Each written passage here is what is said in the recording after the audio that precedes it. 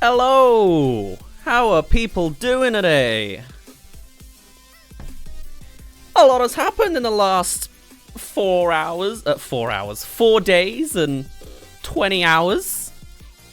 Hello, Lewis Gamer. I saw you were quite the real fan. Hopefully my audio sounds fine, by the way. Let me know if it's off. You were here before the stream started. You're on the ball with the schedule. Nice. Hello, Kawaii. Hello, Octopox Twitch. The Twitch probably isn't the most important part of the name, but there you go. So hi, how are people doing? This has been a long time coming. This is, for once, a fully dedicated movie stream. Usually, I will do the newest trailers of the week, and then I'll move on to video games, you know, to do whatever I feel like doing. But this time, I didn't feel like playing a game, and I wanted to do just more and more movie content. I'll tell you more about the details of why I've chosen what I've chosen and how exactly it'll work, but we'll get to it when we get to it. Excuse me, hold on. I need a sneeze. Haha, you gotta wait longer. Sorry. The sneeze never came back. Alright. What, mic is working great? Fantastic. Daz, your most recent video seems to be very much a success. Absolutely. In just 5 days now, essentially, we're at 1 million views. That don't happen. I've had 100,000 overnight. That's like the top tier of what I've done, you know? Once the Pixar Soul makes me confused and conflicted video, that went like way over the top after like a week. Even still, it probably got to like, I don't know, maybe 700,000 in like a month, which was like crazy. This is just next level. Like, I've never been this rowdy on views before. It's been quite the shock. And the way I can feel the effect is on Discord. I've added everyone about this stream, and it'll always be like, whoa, buddy, you know, are you sure you want to at 700 plus people? And I'm like, yeah, sure, whatever, you know, do what we can to help this side project. But this time it was like, hey, buddy, you sure you want to at 900 plus people? And I'm like, oh, God, all right, the stakes are higher now. But hello, welcome everybody. If you're new from that video onto the Discord and linked over to here, hello. Thank you for joining us. Doge Boy, thank you for the follow just a minute ago. I didn't get an... is there no alert on this screen? There's no alert box on this screen. Hold on, let me set that up. I like my alerts. Thank you very much. Yeah, the same as all the other ones. There we go. Can't believe I never saw that. Hello, Cowclaw. Hello, Parabeamer. I see some channel points coming through. We will get to them when you see my face. Don't worry, it won't be very long. Have you watched Bella Poach's Builder? I haven't. Wait, is that the thing with Valkyrie in it? I haven't actually. I've seen screenshots and people talking about it, but not me personally. I'm not one to watch music videos, honestly. Maybe if my friend did, I would. But I don't know. I don't have any friends that make music videos, so there you go. Hello, Shopnil. That's an old name I haven't seen in a while. Hello, Cha-Cha-Chi. Are you still considered New Red Panda? Newish, you know? You're not of the newest wave, but, you know, if you want to be considered new, you can be. If you want to call yourself a veteran, I wouldn't shoot you down for it, you know? Hello, Pablo Mar Jr.? Is that how you said? Hello, Hellel. Oh, that was fun to say. Hello, Friendly Toom. Everyone seems to like cancelled movie projects. Yes, especially as that one seemed to have a cult following. Absolutely. I'm very ready and prepared for the next cancelled video in that series. I've already started. I've written all my notes. I've just got to put it into script form. So we'll get to that at some point, I'm sure. Alright, I've gone through this timer twice. Let's see if this works. Hello, everybody. How you doing? I feel like I have to turn a lot to... Oh, no, you can hear me like this, right? It should be fine. Oh. Do you ever find... Sometimes you wear a shirt. That's a really nice shirt. It's nicely thematic, you know. Mighty Marvel, you know. Film themed. I try and dress up for a Dazzreviews video to be on theme. But for whatever reason, I haven't done any exercise. I've been sat on this chair for the last, 3 hours. And yet, in fact, I put on this shirt about 10 minutes ago to be themed to this stream. I've done nothing. And yet, what is this? What is this made out of? Like the sun? I'm gonna get changed. I don't want to be like, hey, look, I've got my opinions. Look at my massive sweaty pits when I haven't even done anything. You know what I mean? Like, if my neck's sweaty, that would make sense because I've got so much hair. It's not, by the way, but it's a thing. Hold on a sec.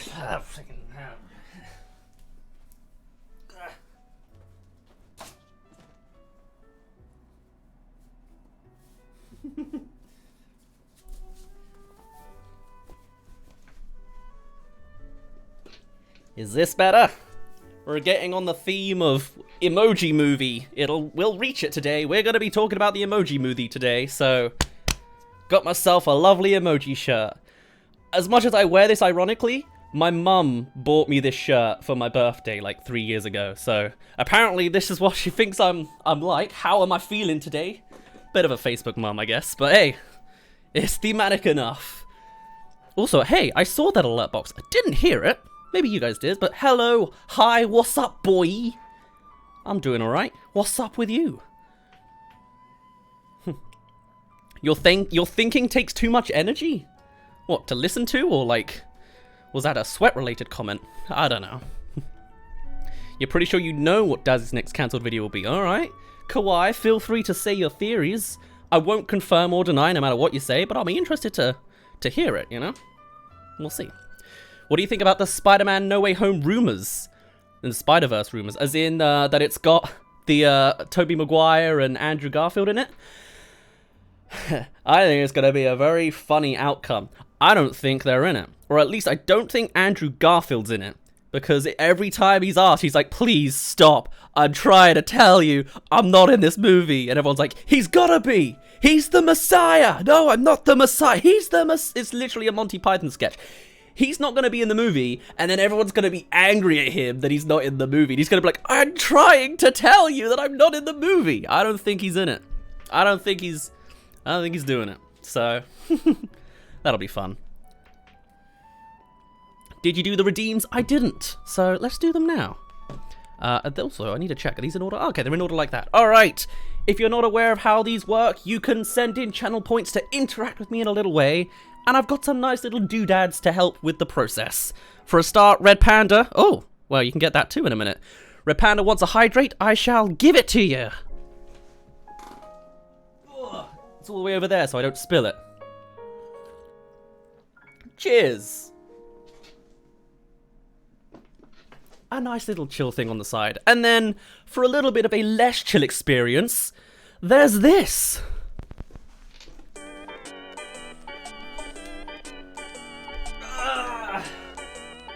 Every streamer has a stretch button. How many people have filters and creepy puppetry music? Hopefully only me. I didn't try to copy someone else. Look at that mess of a couch in the background. I didn't think about that. I didn't think about that on the set design. Alright, that's much better. Oh, you can see the wonderful colours of the emoji. Oh, isn't it beautiful? Oh, well.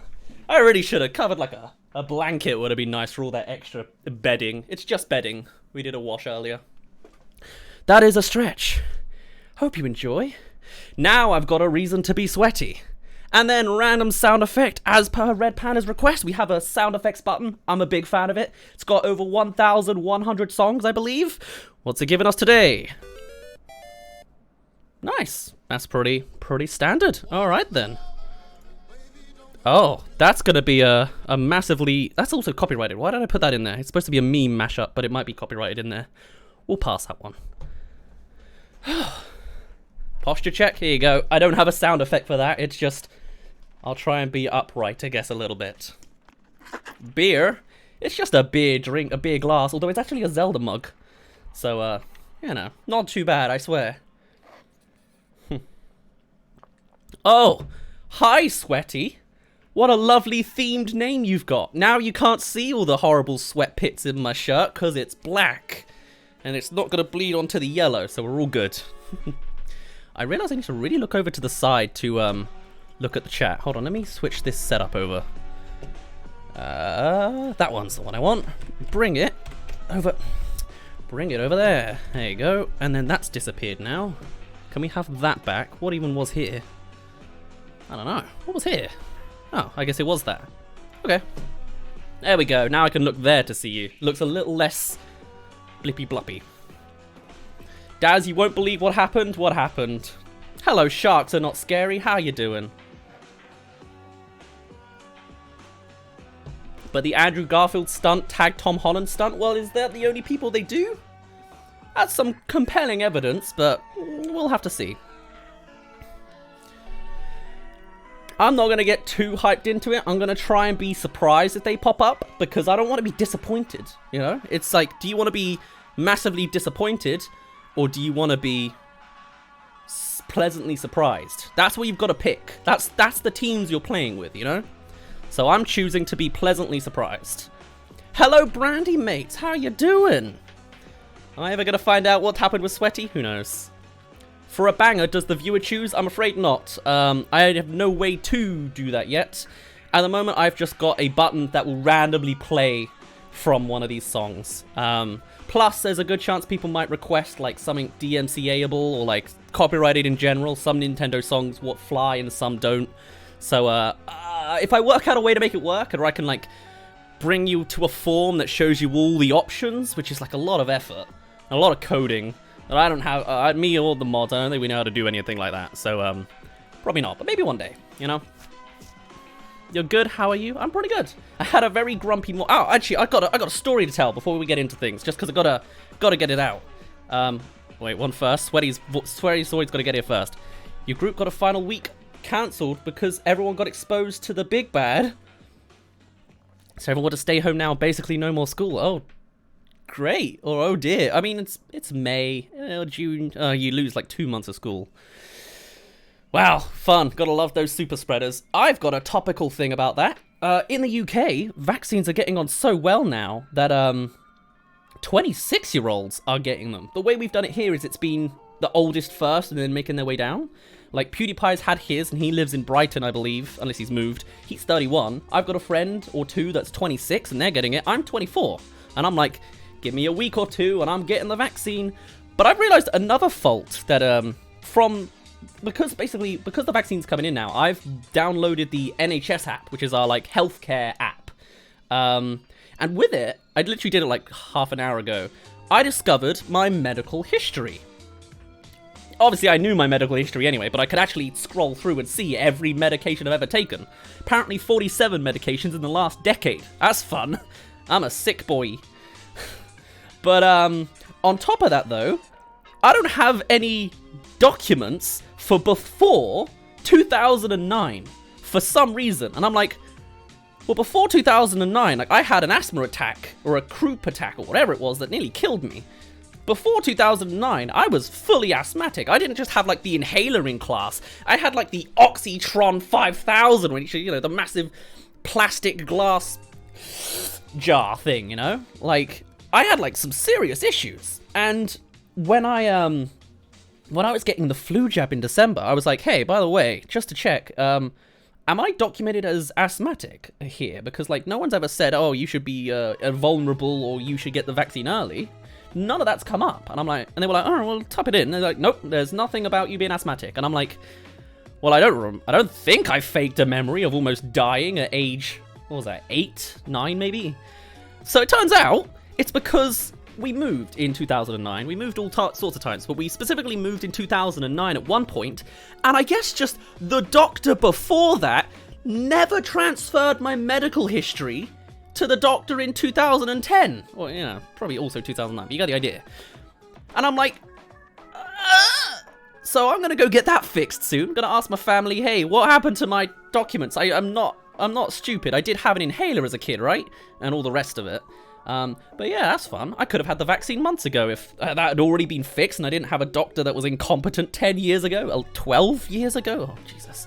Anyway, that was a mini story I had to get out because I literally learned that half an hour ago. So that's been fun. Red Panda, you say hydrate? All right, I'll do it over the lo-fi. And with coffee this time. Cheers! I have no idea if that's in sync anymore. I've reshuffled my video audio, but there you go. You're going on holiday this week. Fair enough. What's up, boy? How do I... Boy. I'll say that. Hello, Luke. Luke C. Sorry, I was too busy in rant mode to say hi to everybody, but how's everyone doing? Animation Review Gaming, hello. We will also be doing some Animation Review Gaming in just a bit. You didn't exist before 2009. You know what? You're very true. You're absolutely right. I could be a test tube baby experiment, you know? I mean, I have memories before 2009, but memories can be faked anyway. Hello, Omega Star. How's your evening? Pretty good. It's only 8:30, but it's been nice. I opened up the day very grumpy because I didn't get to eat any food because we'd run out of milk and cereal and bread. But this later on, it's been really nice. Setting everything else up, it's been good. Hello, GD Figures. I'm sorry, I'm just scrolling through because I got lost behind. Missing medical histories isn't good. Yeah, no. And I've been missing it for 12 years, unaware, because obviously I was a kid in 2009. I was 13 going 14, you know, so I wasn't in the know that my doctor just freaking said, "Bye, Daryl. Right, burn his documents. Burn his inhaler, burn all his files. This boy is not going to exist anymore." He looked at us grumpy once when we, I don't know what he could have done. I don't know why they did it, but you know. Daz's doc pulled an Uno reverse card? What? Hey, I don't know how that's an Uno reverse card. That just sounds like incompetence to me. Hello, Athel Sings. You're back live. I am. I live stream every Wednesday at this time. But this will be the first time we're doing a movie stream. Are you ever going to review the popular show Animaniacs? Probably not. It's on Hulu, which I don't have, and also that's like way in the past now, you know. They have a very outdated Trump reference in there. That's a little out, but that's another reason I'm not going to do it. But you get the idea.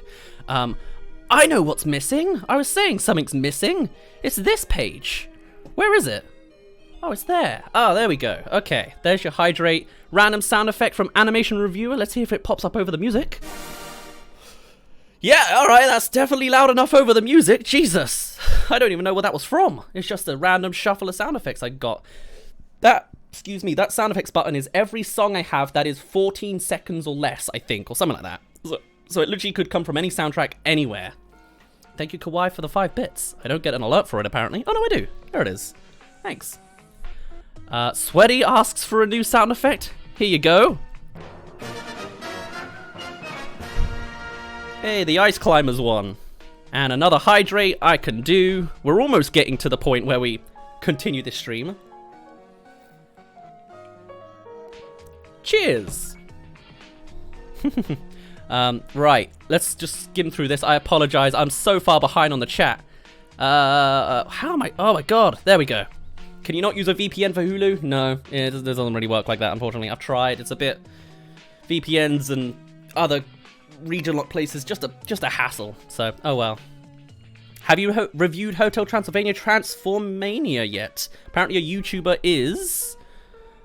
Dracula. Oh, I didn't know that. I did only just recently find out that Adam Sandler is replaced and people don't like the design of the Invisible Guy. I learned that afterwards. But yes, we have reviewed the trailer. The episode came out yesterday on Dazzreviews Highlights. So, yes. Come have a look at that if you want to see. Oh, I keep bumping my mic. There you go. 100k channel point should be end stream? Maybe. Is anyone got even close to that? I don't think anyone does.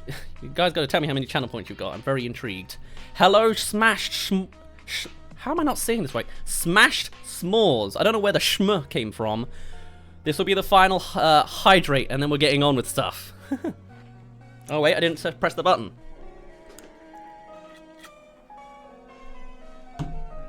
Cheers. I just completely screwed that up. The cup's gone. I drank too early. I timed it wrong. I'm going to be awake till 2 o'clock in the morning because that's going to be my system for 6 hours. Love it. All right. Hello, Buzz. Hello, Matt Plays. How you all doing? Let's move on to the first segment on the stream. We are not doing tier lists straight away. We've got the standard stuff that usually comes in at the beginning of streams. Trailers have come out in recent times. So let's go have a look at that. Because I didn't. I don't watch these things until the Wednesday that they come out. Let's hope this screen works. Whoa, there we go. The Eternals trailer finally dropped. Surprise, surprise, we've got something new to look at. We don't have to look at the Black Widow trailer for the 17th time anymore. I've completely skipped it. I have no clue what's going on in it other than the fact that Jodie is in it. I don't even remember her name. I'm that bad at remembering this Jodie person, but there, you know, she's in it. Let's give it a watch. Although, no, you can't because it's not. I prepped it earlier, and yet it don't do. It's just not set. The audio isn't set for the right place, which it should have been, because it should. Oh well, give me a second. Are you guys familiar with Eternals? Tell me your thoughts now. Also, holy cow, why did that not play through? Matt Plays, thank you for the sub. You're a man after my own heart. I love it. Thank you very much, my dude. Even if it is just a Prime sub, it helps me out. It's free for you, but great for me. Thanks, man. Thank you for the follow as well. And my boy GMK Gmuk. Thank you for the follow. Why is my alert box not louder? I can't hear it, but oh well. If I skip you, I apologize. You're not familiar with Eternals? Neither am I. Let's give this another go, shall we? Can you hear this audio? Yeah, you can. Alright, let's watch this damn thing. Oh, and it's immediately a DMCA-able track. Love it. I'll give you my own rendition. I'll make it quiet. You know the music. Why? Ah! Okay, it's a demonic version of the song. Why did the seagulls rush to shore? I don't know the lyrics. Oh, God. Don't they know it's the end of the world? This is a cool intro, I gotta admit. Oh, they skipped ahead in the song. You can't tell because I've made it so quiet, but here we go. What are we listening for? Sorry, the things I gotta do for DMCAs. Ooh, I'm getting Wonder Woman vibes, in all honesty, which, you know, fair enough. With a hint of green Doctor Strange. He already is green. Unguided. This is only going to be a teaser. I'm not going to be able to tell much from it, but I'm intrigued. Unseen them.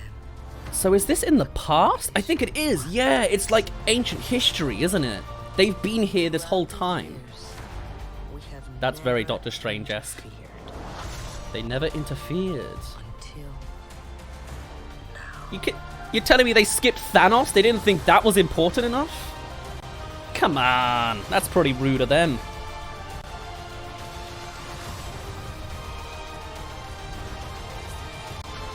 It's the end of the world.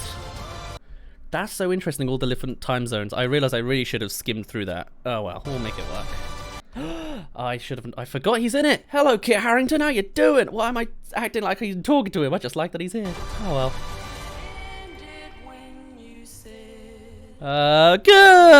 Goodbye. I gotta mute it for everyone else. There we go. Oh man, that put me through a loop. I really thought this was a space adventure. Does this title card not look spacey to you? So now that Captain Rogers and Iron Man are both gone, who do you think's gonna lead the Avengers? I could lead them. That's gonna go great. And that's the point. Yeah, fair enough. Like, how is this not a spacey story? How are they in ancient Earth this whole... I mean, actually, they've got aliens, but even then they don't. This is, I guess, before they get powers, and they were just like... Well, I don't know the history of Eternals, but you know what? I'm intrigued. It feels like it is the Wonder Woman of the MCU, where they've got the whole Amazonian tribe on the side doing their own thing, more technologically advanced, like kind of Wakanda, but this is more magic-based, you know? Like, this looks cool. So that's... Okay. I was gonna say, I remember this shot from the teaser with Speed Demon over here. Again, we saw her reading earlier. Fair enough. They're just gonna show them what were they doing this whole time? Where they were... Yeah. So, like...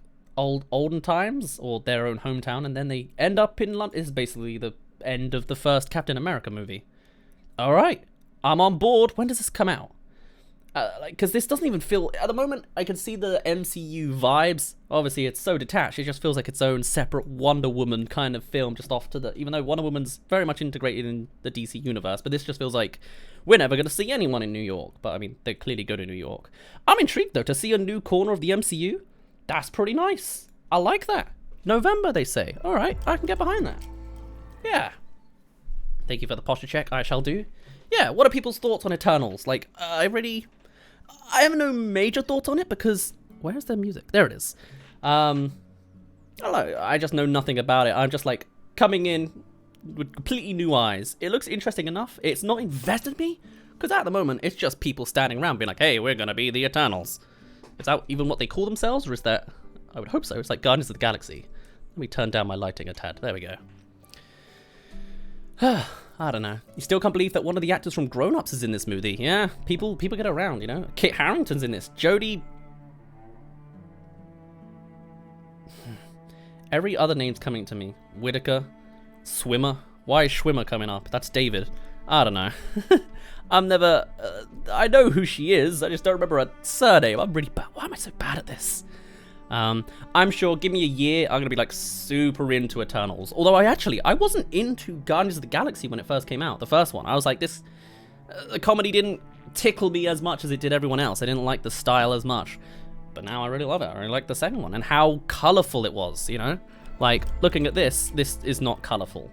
But like, actually, even there's a little bit of color. Yeah, like, actually, like, it still looks kind of muted. I guess because it's just so separate. Obviously, space has all the color it wants in the Guardians universe. That's a real negative point I've suddenly made. Alright. Yeah, I'm curious to see where it goes. You know, I know nothing about this, so I'm sure it's got full potential because I know nothing, you know? That's just how it goes. I don't know. Thanos is too far in the future. Okay. So do they not interact with our MCU timeline? Like they said, we haven't interfered until now. So they doing something entirely in the past? And then did they again get an outro that puts them in modern day? Because there was a shot of her in modern day. You know, like there's got to be a connection. It's not like they weren't on Earth during Thanos time if they end up there in ancient time and then later on in modern time. Unless they left on space and came back. I don't know. Thank you for complimenting my singing. Monochromatically colourful. Oh. There we go. That was my hydrate, apparently. Sorry. I'm almost done with that, so there you go. Have the music, and I'll cheer you for it. Cheers, Matt! And thank you, Mario, for the 32-month subscription. That was a very... I actually heard that one. Hello! Welcome back, Daz. A few months back for me to work through the busiest time of work, so I wasn't able to show up as often as I like, but now I've got plenty of free time to kick back and relax. Let's have some fun. Nice. Thank you very much, Mario. Ah, appreciate you being here. Also, Matt, you asked for a posture check. There you go. This is going to happen a lot, isn't it? Ah, well. That was my thoughts on Eternals. It was, I'm just taking it at face value so far, because at the moment, it just looks not generic. It looks just MCU, with no connections to the MCU. I'm curious to see where it goes, because it's got that Wonder Woman vibe, but I wish it was more colourful. Why did they shoot this on like an overcast day? Why didn't they green screen it to be sunny, you know, with like lighting and the sunbeams between them all, you know? That would have been great. I don't know. We'll see how it does, I guess, on that front. Lewis Gamer, you gotta go. That's fair enough. I'll be here in a few hours, hopefully still talking about movies, or we'll be here next week, you know? So, whenever you can get back, I'll see you then. I have a feeling people have their hopes so high when they see the movie they will not see the cast, so they will feel cheated and disappointed. I have a feeling that will happen. Talked about Spider-Man. Ah, okay. I was gonna say this. People might have their high expectations. I don't think anyone does yet, you know? It seems kind of... Alright. Maybe. Actually, I don't know how hyped up everyone's been on this trailer. I haven't looked it up, so... Who knows? Remember the hydrate? I am your new doctor. I just did, my dude. Although I will finish my coffee. Otherwise, I'm going to be up till like 4 or 5 in the morning, which isn't a good idea.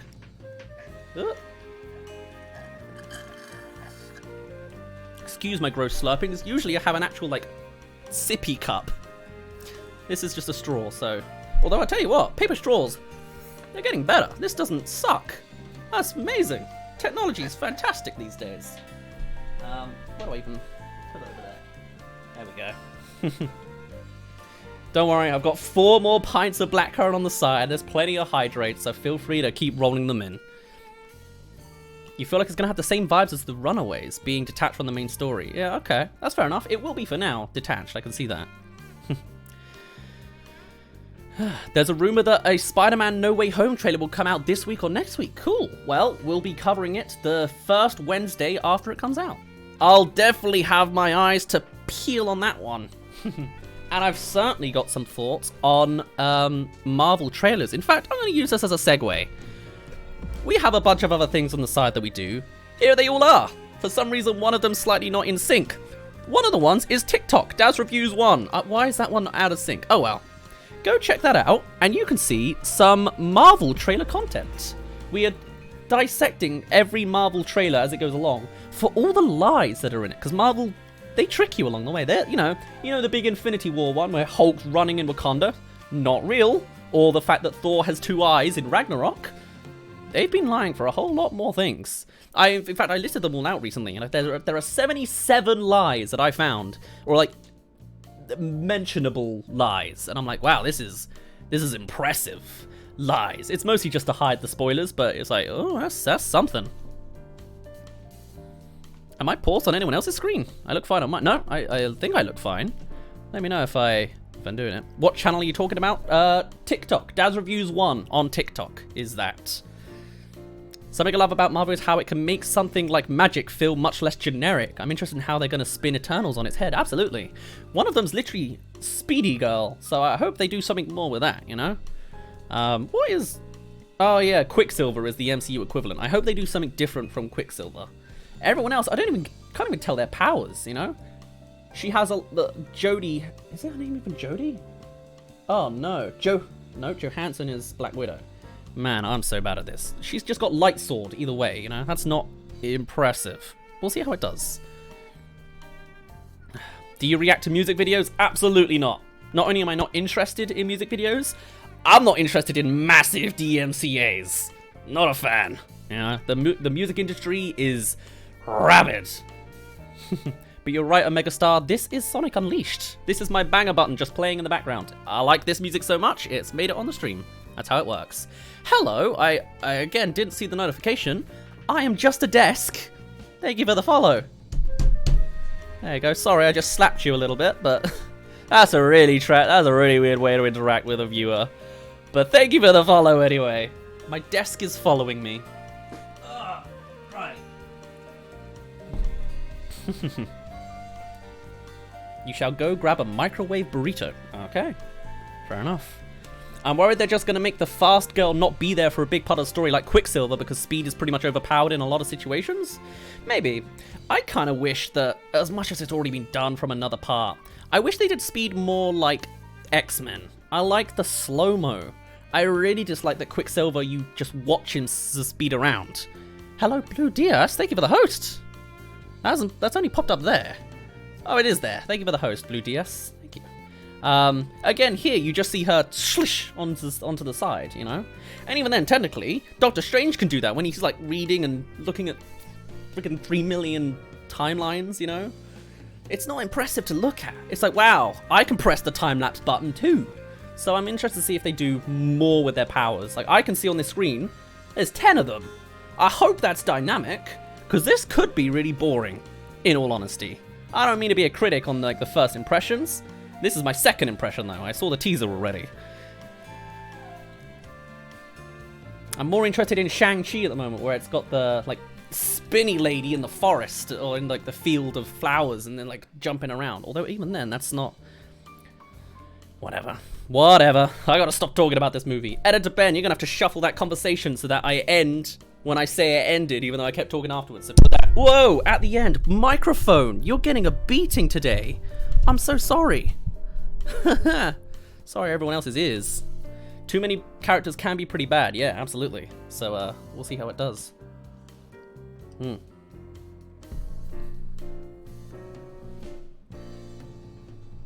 Mic abuse by Daz? That's not quite what I was going for.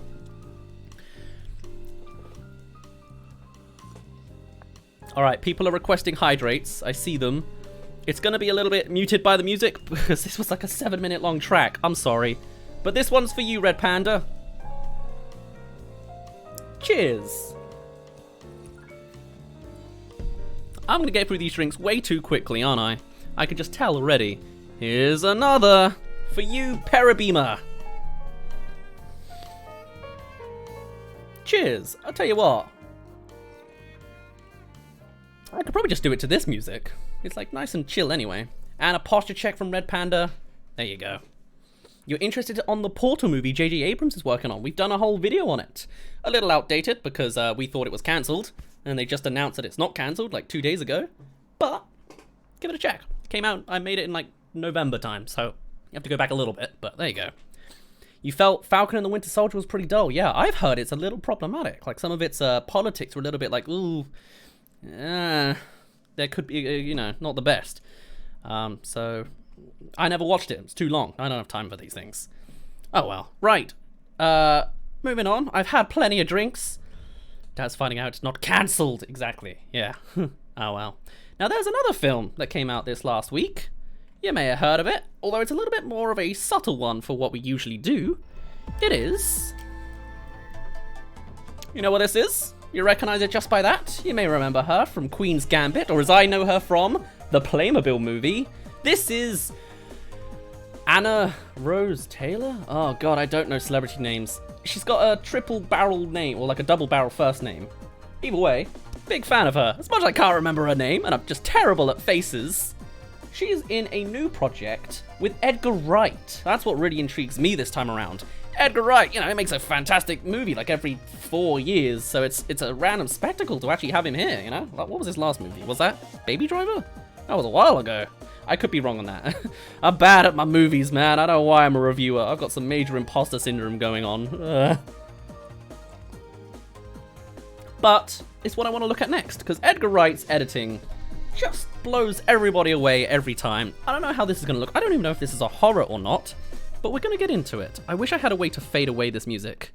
Oh well, it's just a bit of a harsh cut. Let's give it a look though, and I'm going to be pausing a bunch for the sake of copyright this time, so do excuse me. Alright. I think Edgar Wright's dabbled around with a lot of different genres, kind of. Although he does have a horror element in a lot of like his Cornetto trilogy. There's a lot of gore in World's End. There's a chunk of gore in Hot Fuzz that I just can't stomach. And there's that one gory scene in Shaun of the Dead. Editor Ben, don't show any of those. I don't want to get, like, demonetized for violence. But, like, this, I'm assuming it's horror. Like, it already just starts with that, you know, so I'm not entirely looking forward to it. But it's like a musical? Baby Driver again? Hey! I know this. I'm a Brit. That's Great Western Rail. I was on that train last weekend because I was kind of forced out of my house for business reasons. But hey, it's how it goes. London? London. It could have been Bristol, but I couldn't tell. And hey, that's essentially my student room, apart from the fact that she's got fancy shelves. I didn't get a shelf, or a bedside table, or a cabinet. I just got a desk, and a bed, and a sink, and a wardrobe. Oh well, she's lucky. She's living the high life right here. And she gets colour in her room? It's better than I can get. My eyes don't see them. Anyway. Director of Baby Driver. I guess that's the most fitting one. Wow, you know what? Already I relate to her. Just out on a night out, and I'm just like zoned out. If I could go to a club and have just like earbuds in and listen to my own music, have everyone talking around me nice and drunk, and I'm just there like, by the way, I'm listening to Sonic Unleashed in the background, I'd have a way more fun time out and about. Although I say that, I'm super pumped to socializing after this whole, you know, get a jab in the arm thing's done, so maybe I'm a little bit of a hypocrite, but like, not feeling lonely in a group of people, that's my kind of vibe. I just realized my camera preview has disappeared. Do I look fine on that end? Yeah. Alright, well, if I freeze, shout at me in the chat, because my preview's gone there, but I'm moving there, so let me know. Like a silent disco? Yes, but I'm not a part of it. You know, I'm just there, not really enjoying it. Although, actually, if I could choose the music, Edgar Wright does, right? He, like, there's the sort of famous video on the transition of Scott Pilgrim, where, like, he's sitting on the floor on his phone, and then, like, he moves along, and the couch is cut off, but you see the extended version of the couch to go on, and then, like, move on to the next transition. Look at this bed set, unless I'm wrong. Like, that's a double bed, but then it just keeps going. Look at all this bedding she's got. She's tiny. Oh, to sleep in a bed like that would be fantastic. That's like a double, triple king-size bed. It's like the kind of king-size beds in, like, the YouTube rewind from, like, 2017. Wow. It's just for a fancy transition, I'm sure. I love it. So, hold on. Was that her mirror? Was that her mirror? It was. That's cool. See? There's the pizzazz. I was too busy not paying attention to it, but there it is. Anna Green Taylor? Anna Taylor Green? That's the word coming to me right now. Am I right on that? I have no idea. Hey, my mic's frozen. Or like my camera froze. Why was it so delayed? All right, 1 second. We'll be back in a sec. I turned it off. I turned it back on. I switch to full cam. I get up the thing. I change it to something else. I hide it. I bring it back. It's still broken. There you go. It comes back. It's on the wrong thing. Put it to cam link 4K, and I'm back. I know how to fix these things. I don't know. Always happens to me. I have no idea what I changed. My camera's the same as it's always been. Oh well. When in doubt, turn it off and on again. Absolutely. That's basically what I do. All right. So, she's got a new persona in the 1920s. She's turned into that lady who gambles. And, not gambles. She does the Queen's Gambit. She gambits. She chesses. She plays with Playmobil toys with her little brother and then becomes one. That's her. That's the only career things I know about her, but alright. That wasn't horrifying. You afraid to touch another... Actually, no, that's pretty horrifying. Touching a stranger's hand? In these days? No thanks. I'll pass. Okay. So she imagines this lovely lady. She's a fashion designer. Interesting. We've seen that shot before. Is that a reoccurring... You know, like how, that's the thing Edgar Wright does a lot. He will do like a montage of something happening by doing a bunch of quick cuts, zooming into a shot where it's like brushing your teeth. Zzz, zzz, zzz, you know, water, toothbrush, teeth, zoot, step out. You know, I don't know. But you know, seems like this would be one of those shots. Although it's not zooming in, but it's a reoccurring bit. And then they'll come back to this switch shot and it's something's wrong with it, you know? Something's changed, but it's the same shot for the thematic repetition. I don't know. I'm kind of talking out of my butt at this point, but oh well. Ooh, cool. Also, hey, it's Mr. Doctor. I'm sure he doesn't want to be known as Mr. Doctor, but there he is, Matt Smith. Kind of creepy how this is like the double thing. Like, I thought it was just going to be a one shot. It's like, wow, she became someone else. Now we'll see her do the main thing, but nope, they're both on set. I guess it makes the most out of your actress's screen time. That's good. Wonder if she's actually in the 1920s then, or is it just like an alternate 1920s where she doesn't affect the future? Yeah, is it an actual time travel story? Is it just an imaginative piece? It's called Last Night in Soho. The name doesn't really go over, like, the name goes over my head. I don't understand it. Like, to be fair, even Baby Driver, it's not the most coherent, or is Hot Fuzz? They're all kind of incoherent titles to me. Oh well. But what happens in the dream world does appear in the real world, because now she's got a hickey on her neck. Interesting. Does she have any motives? What is she after? Is she just her shadow? Or does she want to do something different with her life? Is this literally just shadows in a live action repainted format? Am I stretching because that video came out 4 days ago? I don't know. My camera's frozen again. Why have you done this to me? Oh, I had so much emotion in that moment. This time, so hey, here's something fun. This time, actually that's not gonna help me at all. This time my preview didn't break. It looks normal. I can see myself on my camera. It's evolving. The glitches on my camera, they're evolving. How? Hello again. It's me. I don't know how this is happening. No, I have no answers. Nothing makes sense. Oh well, we'll fix it. Yeah. Should I redo that whole bit about is this No. Here you go. Editor Ben, take on this, the audio of me rampaging about the thing. Put it in underneath this video footage, alright?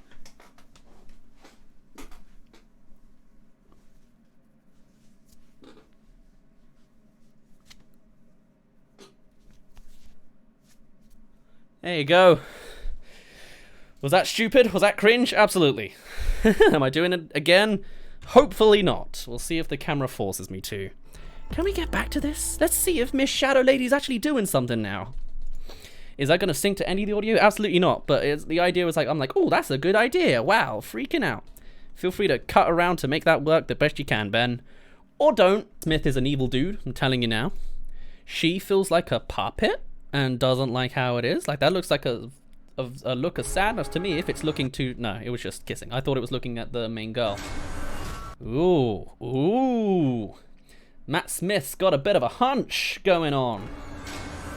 I hope he gets that sorted. I need to remember my posture sometimes, you know? It happens. I have no idea who you are. Hello, Matt Smith again. Man, imagine if only we could all, even if he is evil, if only we could all just open our front doors and find him there. So cool and casual.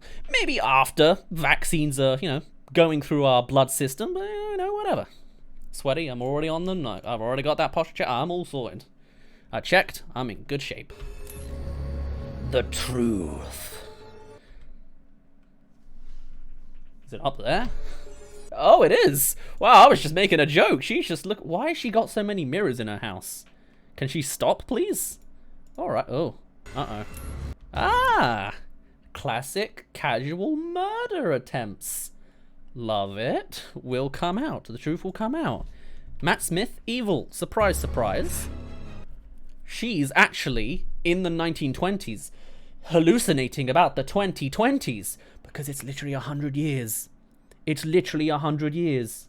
No, it's not. Wait, Sean Connery, 1920s? I'm not sure about that. That's like 1960s, 50s, 40s, but who knows? Someone in the chat said 1920s, so I kind of hooked onto it. But I assume the Sean Connery is supposed to tell you where the dating is. The date of that film is. Flash forwards. Absolutely. Like, yeah. That is actually a TV series I really enjoyed in America. It was a one-season thing. I enjoyed it.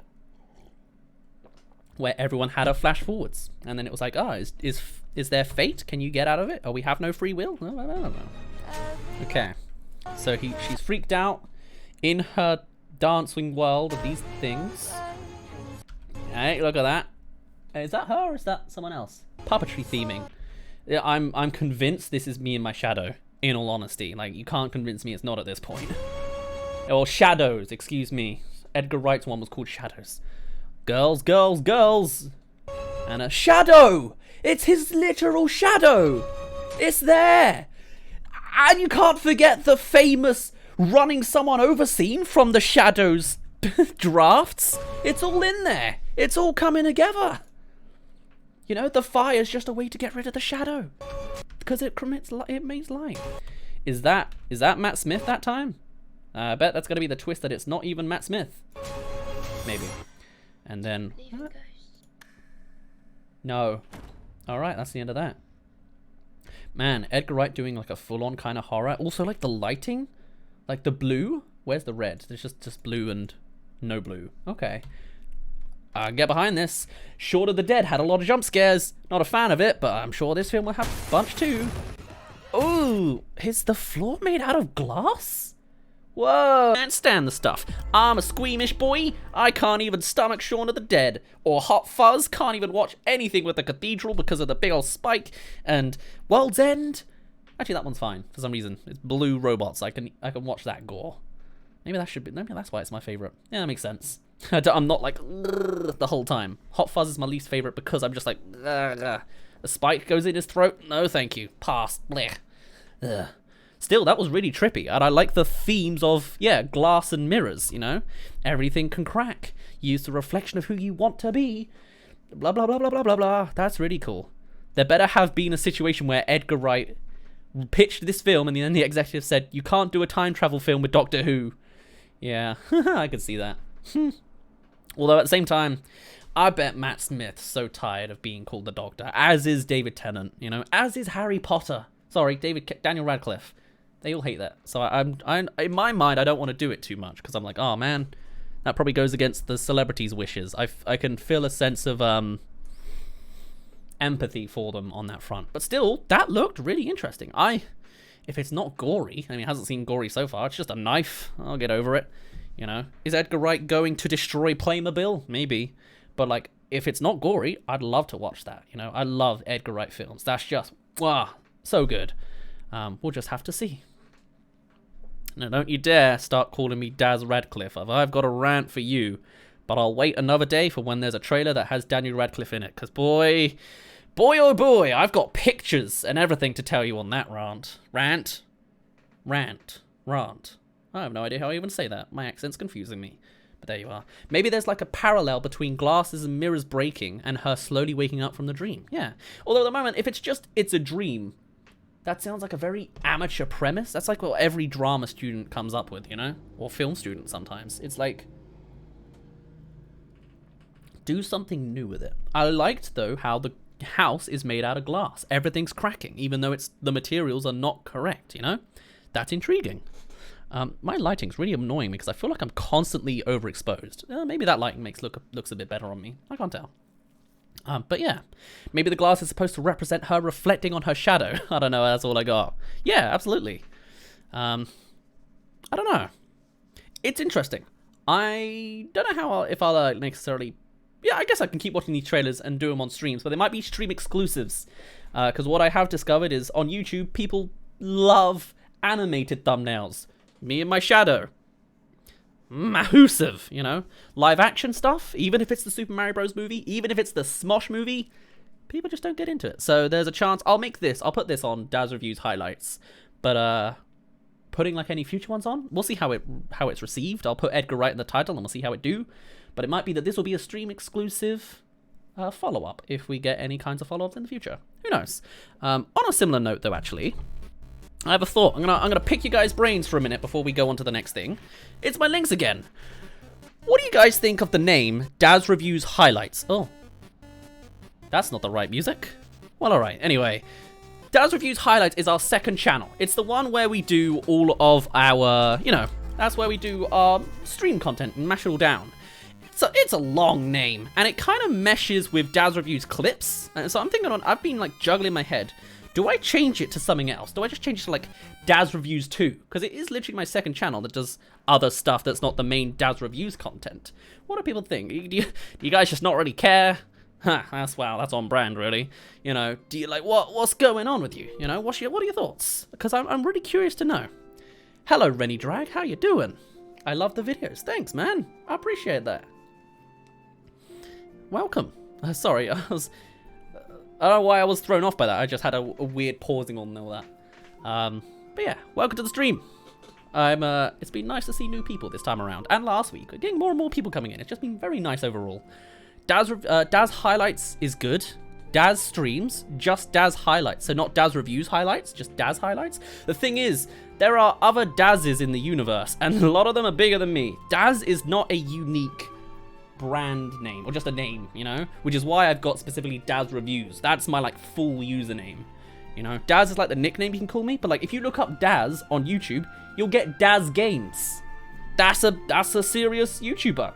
I think he's got 1 million subscribers, possibly. He's massive, and he streams. I can't do Daz Streams because it'll look like him. I'm a smaller version of him. That makes sense? That's like, there's all these things to juggle. If only I had a more original name, like Toast or Corpse, you know.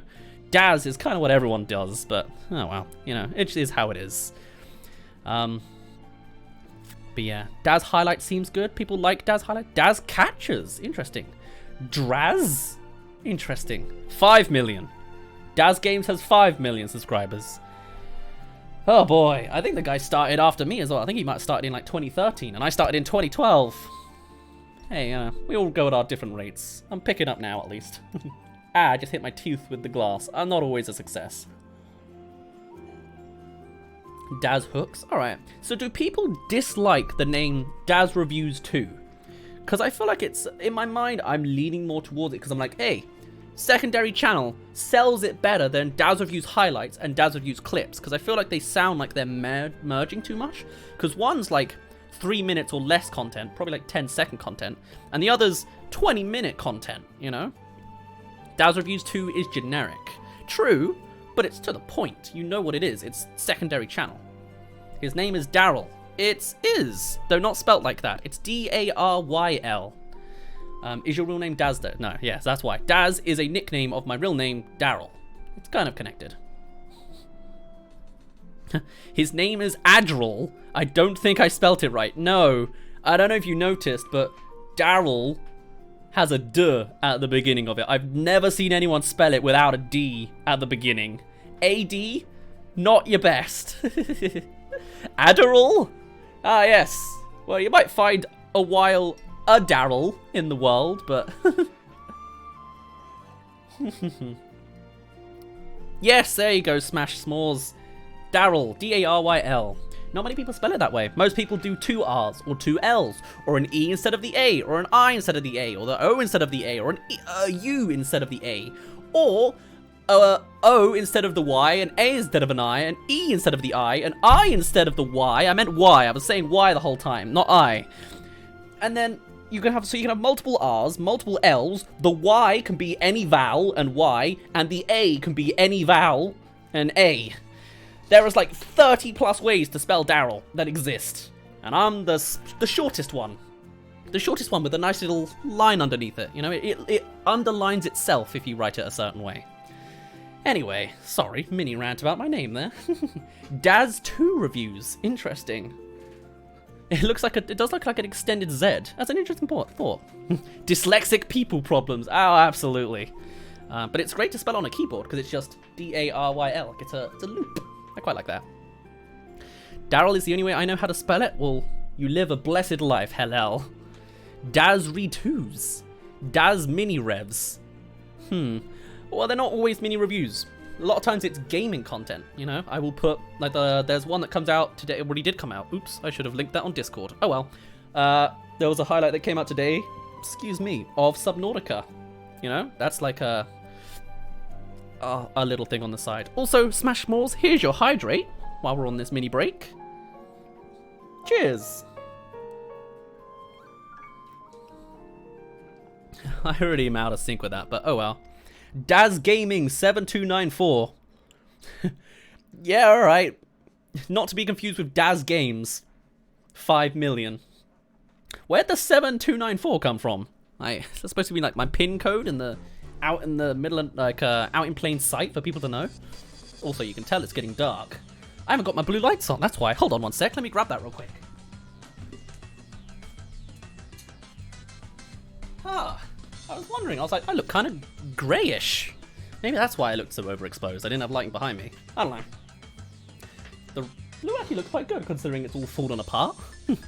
More Daz reviews? Interesting.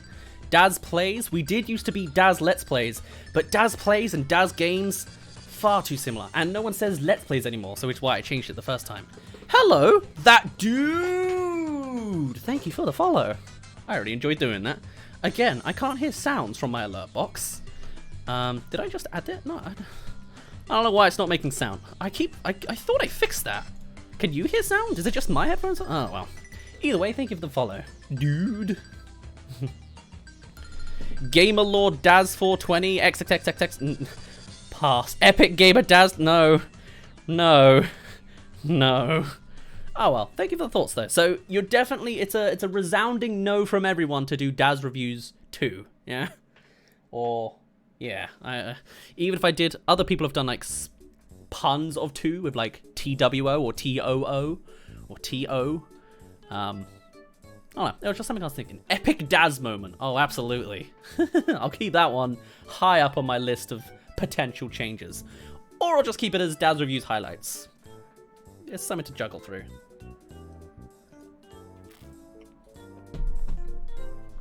Righty-o. Too Daz, too furious. Absolutely. Oh boy, I should have asked for channel names way earlier when I was actually rebranding everything. So many names have come out from the walls here. Dazzreviews, highlights, games, playlets. Playlets? Interesting. Alright. Just switch it all over. Make it completely incoherent. One Daz 4 tings? I don't even know what that means. Right, shall we move on? Do I have this set up? Oh, I can do this. So, let's do this and this. Haha. So at this point, we're getting into... No, you can't play that one. There we go. Sure, we'll go with this one. We have now moving on. We have done all of the trailers for this week. And so, for the first time, we're following up the movie content with more movie content. This whole stream, I don't know if it's going to finish early. We got a lot of things to go through. When I've been trying to think of making movie streams in the past, I can only think of one prompt. It bothers me for all of time. All I can think of is Pixar tier list. And other people have done it all the time. And I will probably do it at some point. In fact, spoilers, I'm going to do it today.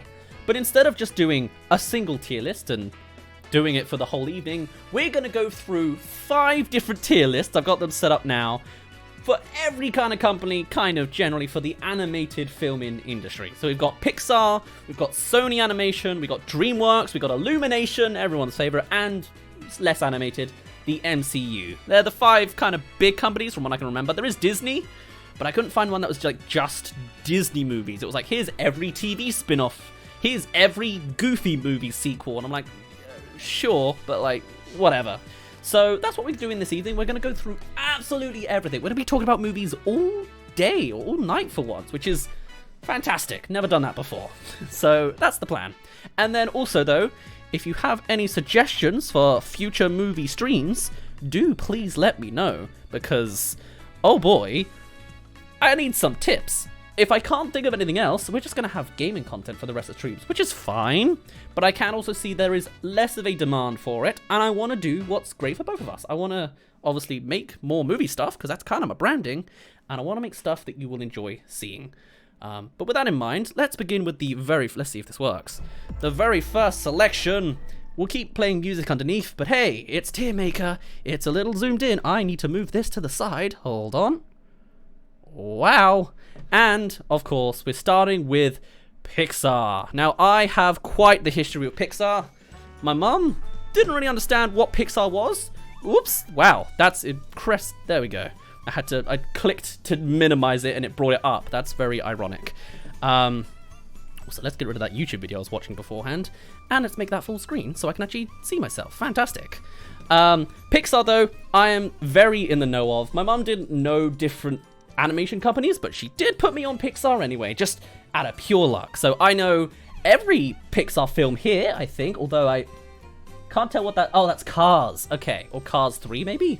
Oh, maybe I haven't actually seen them all. Oh, well. But that's what we're going through today. Dad's actually knowing his movies. I didn't watch a lot of movies as a kid. Like, well, I did, but I missed a bunch in all sorts of places. You're going to see it later on, like Illumination movies. Have you seen every Illumination movie? I bet you haven't. If you have, I'm sorry. What are you doing with your money? With your mum's money? Your dad? Like, don't waste money like that. Well, anyway, you know what I mean. So we'll start off with Pixar because I think it's the nice, easy one. I can actually tell you everything and all my thoughts for everything. But first, hey, sweaty. I'll get rid of some sweat myself with a little bit of blackcurrant. Thank you for the hydrate. Cheers. Looking forward to the perfect category. I haven't actually planned where things go, so I'm just going to do it on the nose. Oh, wow. I'm going to test something this time. You can keep enjoying the music. God, look at that lovely face of mine. If I just do it now without resetting like my actual camera. There we go. Bring that back. Does that fix it? Do I have to stand up for this? No.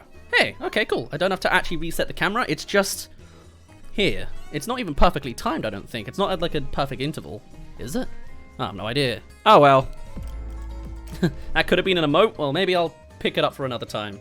Although, if you want emotes, we need to... Sorry to kind of rail it in a little bit. But we need more subscribers for it. To get a new slot, we need 15. So, hey, we've got 9, though. That's pretty sweet. Thank you very much.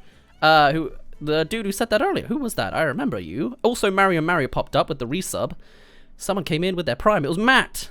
Matt, you're getting us one step closer to a new emote, so hey, I appreciate you.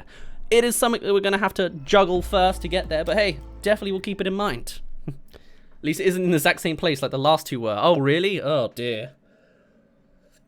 Oh, well. Animation, you have seen every Illumination film? Well, I am sorry for you. Now then, shall we get back to the Pixar? I think that's a good idea. So starting off, we have Brave. Brave is a film I've only seen once, but I've also watched the Easter eggs all the time, because obviously Brave is the one that has the massive Pixar theory riding on it, you know? I don't actually think I saw this when it came out. I don't know when I saw it. It was soon-ish after it came out. This film doesn't really impress people. Also, I can never even remember if its name is Brave or Braveheart. Like, I'm just bad at this. It's really interesting to see the behind the scenes with, like, the glitchy shot that she's got on the side. But other than that, Brave did not impress me. Of course it didn't. I wouldn't call it awful, because it does have a nice, genuine moment between, like, the mum and Merida, almost forgot her name. I appreciate her, actually, in Wreck-It Ralph 2. I found that enjoyable. At the same time, doesn't impress me. The twins were fun. I don't even really remember it. So, I don't think I'm going to get anyone upset if I say it's just a bit of a meh, in all honesty. You know what I mean?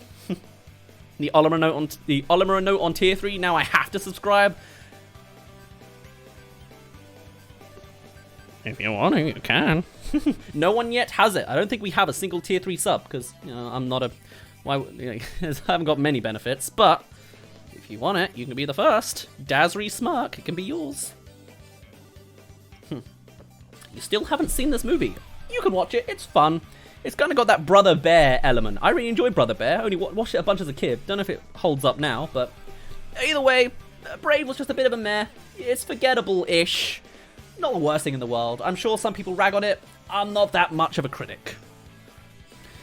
So, I don't think we need to talk about Brave all too much more than that. Bug's Life. Now, this is a movie I couldn't get behind. It took me the longest time to realize that, did Bug's Life come out? Oh, I don't even remember now. Did Bug's Life come out before Toy Story? Yeah. My mind says that it did. It came out before. Either way, the actual quality of the animation is something I could, as a kid, feels a bit murky. Whereas Toy Story 1 still somewhat feels timeless. It just looks a little bit odd compared to the new Toy Stories. Bug's Life, I didn't really get into. I don't know. I wasn't a fan of ants. I don't like the designs of the characters that much. The grasshopper looks too gross, and the bird was too scary. So as much as, it might not be a bad film. It might be well structured. I personally didn't get into it. Do I want to call it bad? Do I call it worse than Brave? Am I going to be that guy? Let's make some hot takes in here. I really didn't like Bug's Life as a kid, and even now, growing up, I haven't seen it recently. But, I mean, the performance work from, like, the grasshopper and the voice acting, I think that was pretty fun, I think. And that's kind of the point I got from it, but... Bug's Life is 1998, Toy Story 1995. Okay. My mind always thought it came out first. And I was like, it's lower quality. It's their first go, I guess. The fact that it feels like it's the one that's 3 years older doesn't really do it any favors. It's a bad life to me. Man, I was 2 when this film came out. And it might be one of the first films my mum showed me. Didn't get into it though, And I'm too busy thinking about the grasshopper. There's the whole circus element on the side. And like a whole like underground downtown element. The caterpillar didn't make me laugh. The butterfly. Like, it just... Something about it just didn't resonate me on the same level as most other things. Cars 3, never seen. I'm going to put it as a meh because that's the one I haven't seen. Actually, I haven't seen Cars 2 either. Cars 2 and Cars 3, I completely missed. Do we have Cars 1 in here? Yes, we do. This is Cars 1. Okay, cool. I don't know why I didn't see Cars 3. I laughed at the trailer because it's like, oh man, Lightning McQueen's dead. Rest in peace. And then I never watched it. I think it's because I watched Cars 1 and I was like, you'll hear my thoughts in a little bit. And then I thought, I'm never going to watch this again. That's all I thought. In fact, I actually remember when watching the Cars film. In fact, let's go to this straight away. Cars 2, never saw. Put it in meh. Cars 3, I watched in cinemas. And there were a bunch of rowdy teenagers behind me that were talking and laughing and throwing popcorn the entire time. And I was sick of them by the end of this movie. So I couldn't get into the emotional... Is there an emotional beat? The romantic drive around like the pond. Couldn't get into. The concept of Cars... It didn't blow me away. At most, I don't see the hype behind all of Cars. I didn't get back to it. Mostly probably because of those damn teenage kids. I was like 10 when this came out. But man, I was still irked by them. This film's okay. I'm not even gonna call it good. My experience of it was very okay. It wasn't good because of those damn teenagers back in the day. Rabble, rabble, rabble. Hello, Meetindal. Meetindal. I don't know how to pronounce it. Welcome. Congrats on the 1 million views on your latest video. Thank you very much. It blows me away. I can't process it. I wake up every morning and it's got like 100,000 more views. And I'm like, this is too fast. This is too much. But it's been very fun. Ugh. You're gonna die of laughter if it's lower than the second Cars? Don't worry, it's not. Cars 1, at least is like... I mean, I've heard Cars 2 is terrible. Maybe I should put it in awful. I've heard everyone else say it awful. Do I want to join the crowd? Let's put it in bad. Because, I haven't seen it, but I've heard it's bad. Am I gonna follow the crowd like that? Yes. Yes, I will. Awful? I don't know. I haven't seen it. I will tell you. Actually, I've got some things that will go in awful, so I'm not lacking the tab. So we'll go from there. But at least Cars seems like a cohesive story on its own. I just didn't enjoy the experience when I had it as a kid. So up next, wow, we're just jumping years apparently. Coco. This film released in like what? 2017, 2018? Bugs Life came out in 1998. What's this ordering? I have no idea. Either way, this is a very long song. Let's just move it on. Coco is a film that's actually very near and dear to my heart. I actually got to watch this film in cinemas for a start. I actually watched it as a first date with my current girlfriend. We have a long-term running gag now that because we were watching the candle scene where, you know, Mr. Dude's looking at the guitar guy on the TV in his attic, and he's just surrounded by candles. And I remember, bearing in mind, I barely knew this new girl that I was on a first date with. I just like leaned in and I just went, "That's a fire hazard," and then went back to it. And apparently she just couldn't stop laughing for quietly. She was just quietly laughing to herself for like the next couple of minutes. And I'm like, now it's a running gag to just whenever we see like just a general fire on TV in a show, we're just like, "That's a fire hazard," because it is. That's a massive fire hazard that kid's dealing with in his attic. One wrong move and he's going to be part of the Day of the Dead on the other side. Well, he ends up on the other side, so I guess it's kind of thematic, but you get what I mean, you know? Even still, Coco, I will agree, is some top tier stuff. Pixar doing a musical and absolutely nailing the payoff at the end. It is so emotionally rich that for 13 years, I had a favorite Pixar movie. You might be able to work it out based on that 13 years thing, if I'm correct on the years. Maybe 14 years. Either way, it was so good, this musical payoff, that I would call it perfect. It is my new, modern, favorite Pixar movie. It is just mind-blowing. This is the kind of movie I was like, loads of people have said, "Oh, I haven't seen Coco," and to all of them in real life, I've said, go watch it. It is overthrown blank. I won't tell you what it is yet. It is my favorite Pixar film of all time. That is just a masterpiece. I would love for Pixar to do more musical stuff. Even though the music's not even the stuff that makes it... Well, yeah, the music and the last music song is the part that really brings it together. But, like, just...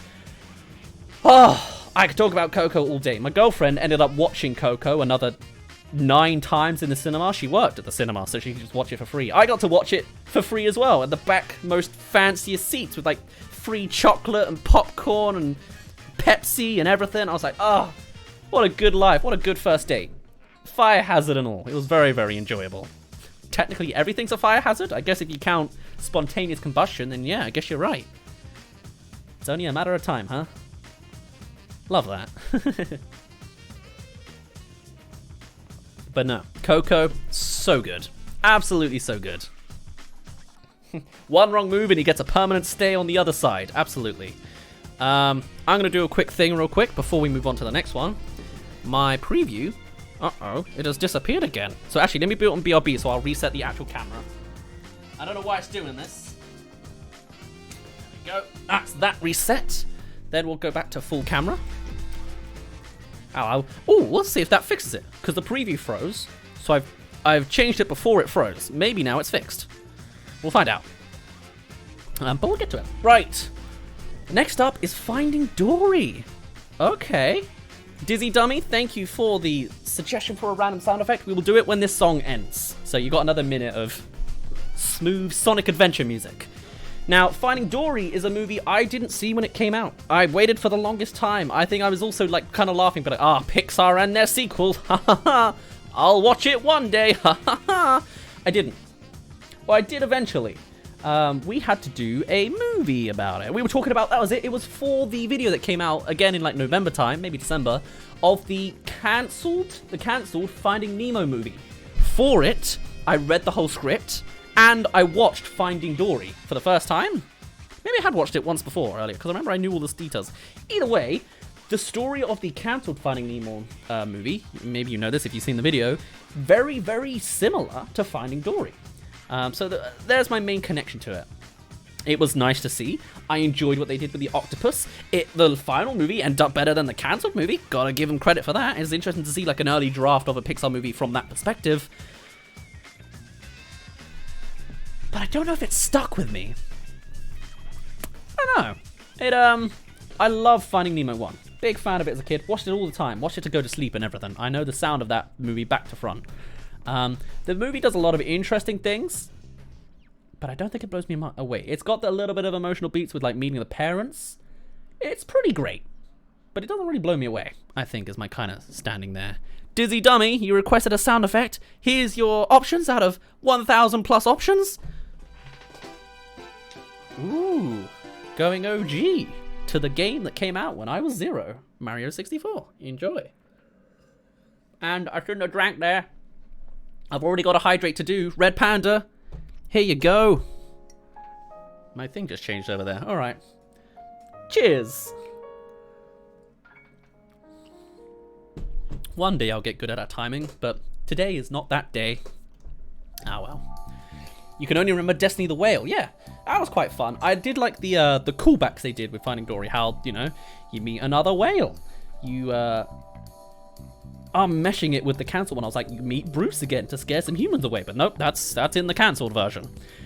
It was nice to see the poking area. There were a lot of fun moments, but it's not got that Pixar perfection, you know? Pixar's got a lot of standards to keep up with, you know? If DreamWorks made that movie, I'd be like, wow, that was a fantastic movie, you know? The biggest problem Finding Dory really has now is the fact that it's Ellen DeGeneres in the main seat, you know?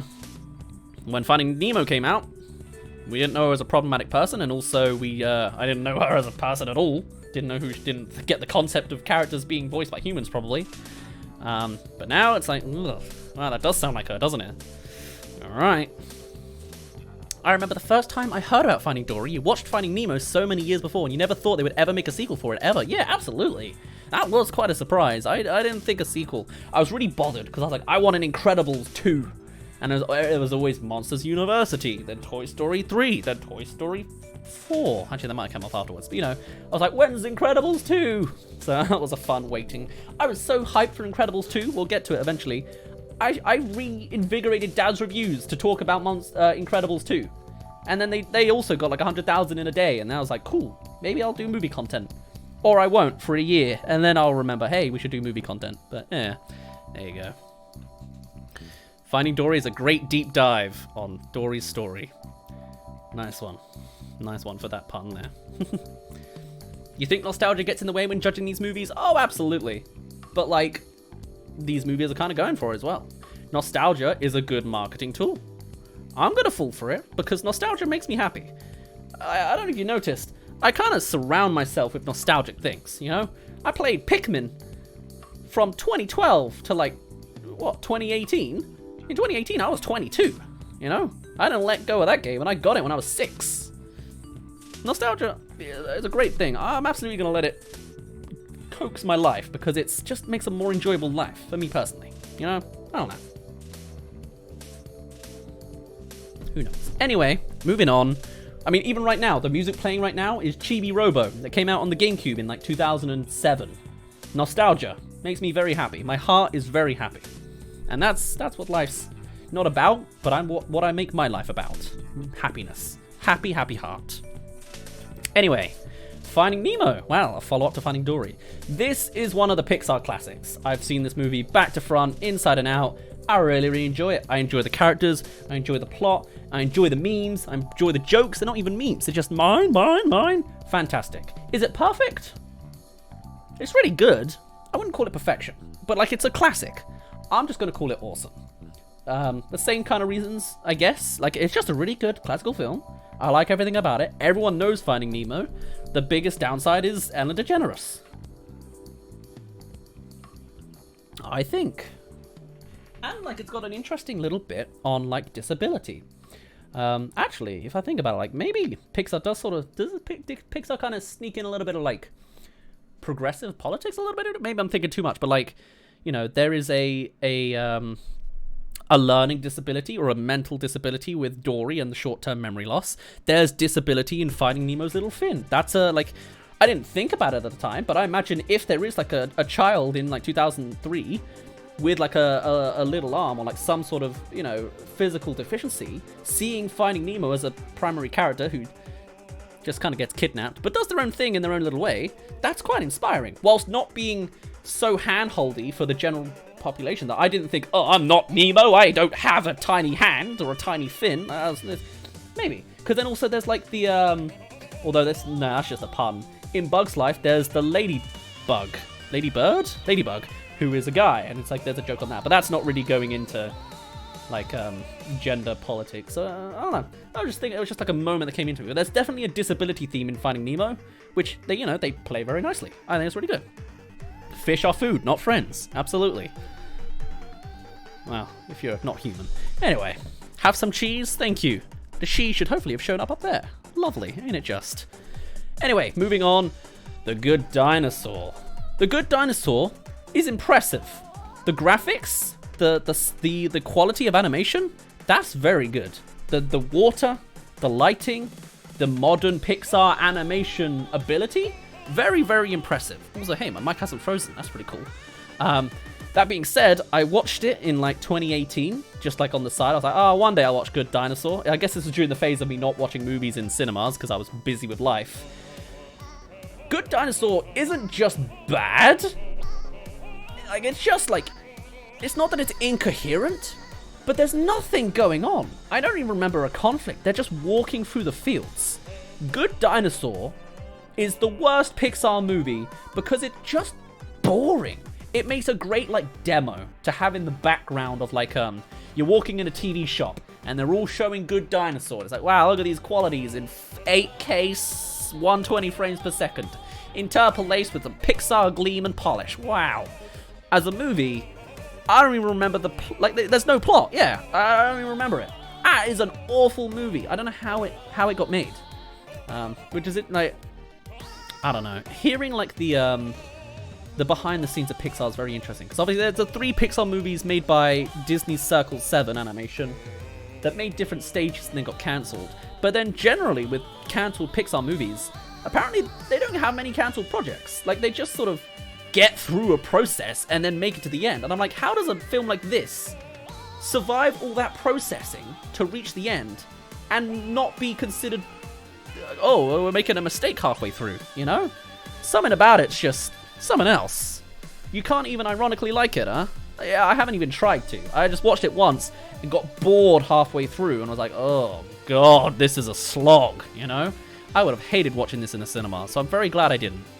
The Good Dinosaur feels rushed and developed at the same time with the animation and the writing. Yeah, they had a lot of time with it, but they should have had time to work out the writing because of all the animation. I don't know, I have no idea what went wrong with Good Dinosaur, but it's a disaster piece and definitely a low point for Pixar. Yeah, I don't think people take it out on Pixar too much. They kind of let them go with it, you know? I don't know. Yeah. Wasn't the dinosaur a corn farmer or something? I'll be honest, I don't even remember. I only remember one scene of them walking along like a really long hallway of fields and there's like a water river near them or something like that. I don't know. It feels like they didn't go halfway through the movie. Yeah, I don't know. So I don't even remember the details of Good Dinosaur. It's just so unmemorable. So, oh well. Moving on though, we have a godly series. Potentially. We have The Incredibles 2. Now this is a movie that I was hyped for. I loved The Incredibles 1 as a kid.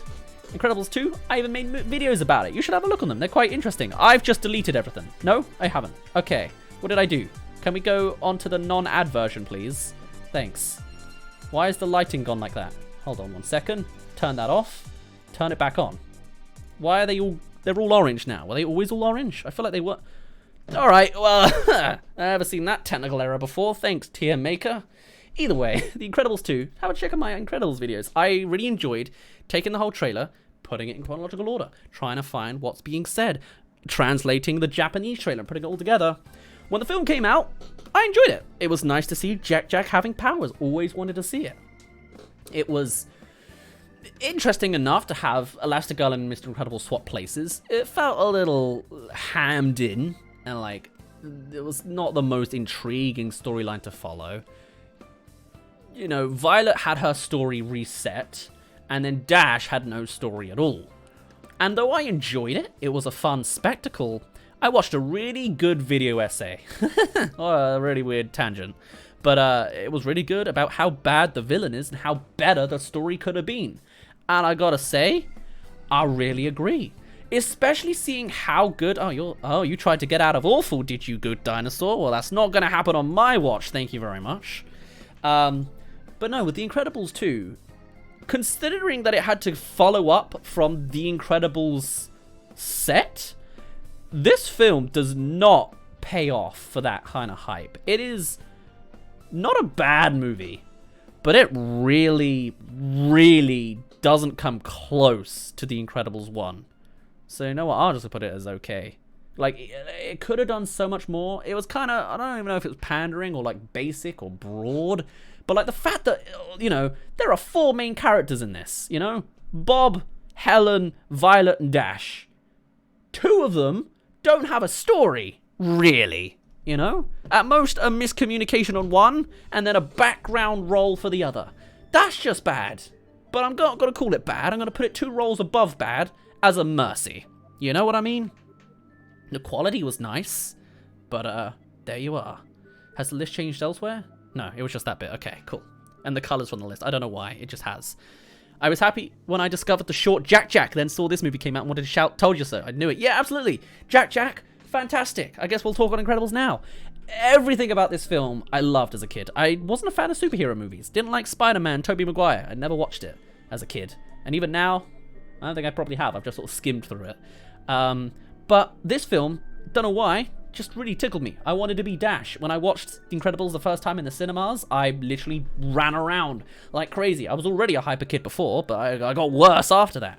Jack Jack Attacks, fantastic, sure. Really fun. Love all of the elements and how they all come together. As an adult, I watched it again, learned all about the intricacies, actually understood the plot line of cheating and all the themes and like things that all come together in a really satisfying way. This is another one of the Pixar classics, and this was the movie that for 13, 14 years, I was like, this is my favorite Pixar movie. Nothing's gonna beat this ever. And then Coco came along. This is godly. I mean, they are literally gods. Practically. Edna Mode calls them gods, you know? Like, oh, so good. Can we add an incredible tier, right? The only downside with an incredible tier is it suggests that Incredibles 2 should be in there. It shouldn't.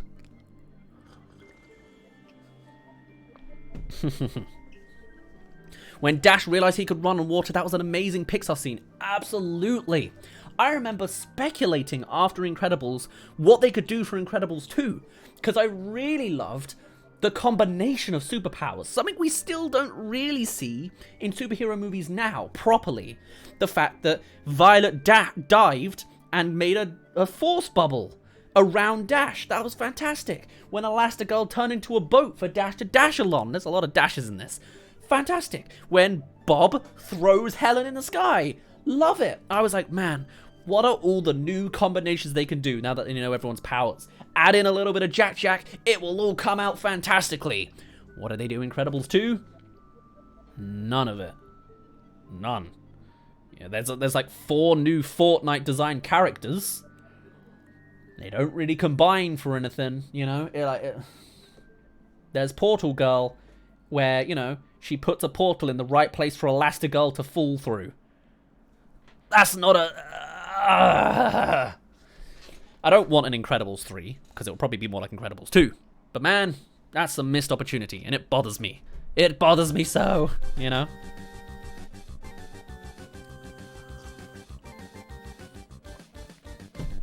But there's my ramble about The Incredibles. Man, I am losing my voice already. We've got so much to do. I'll try and talk differently, I guess, going forwards for a bit.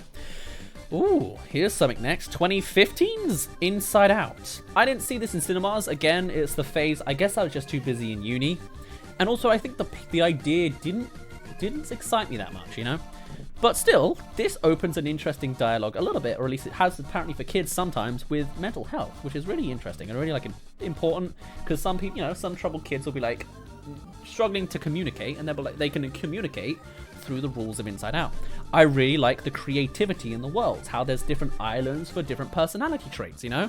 It reminds me of the video game Disco Elysium. Have you heard about that? It's like a massive RPG game where you can do so many things, and there are 16 voices in your head, 16 stats like empathy, authority, logic, and like pain thresholds, and they're all voices in your head that interact differently inside your head to not necessarily control what you do, but they help you interact, and you still make choices. But it's like, that element's really, really interesting.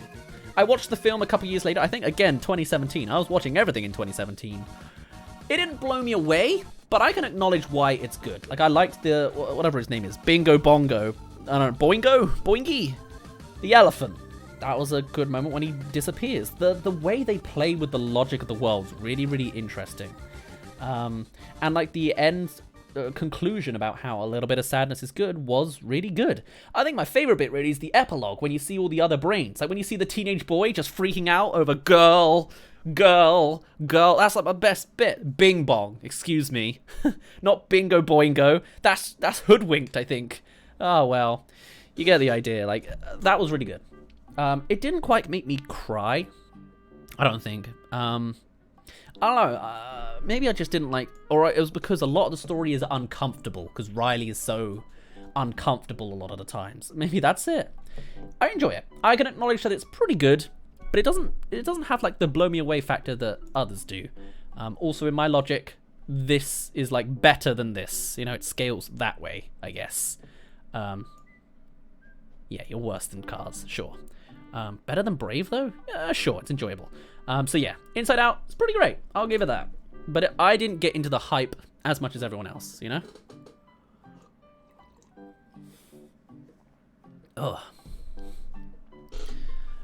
But yeah. There's also tons of extra content that was cut. Oh, really? Like, there's an entire element about how the brain reacts to music, even. That's cool. I'll have to look that up at some point. Because, like, the world of Inside Out interests me more than the story, I think. Can't really explain how or where.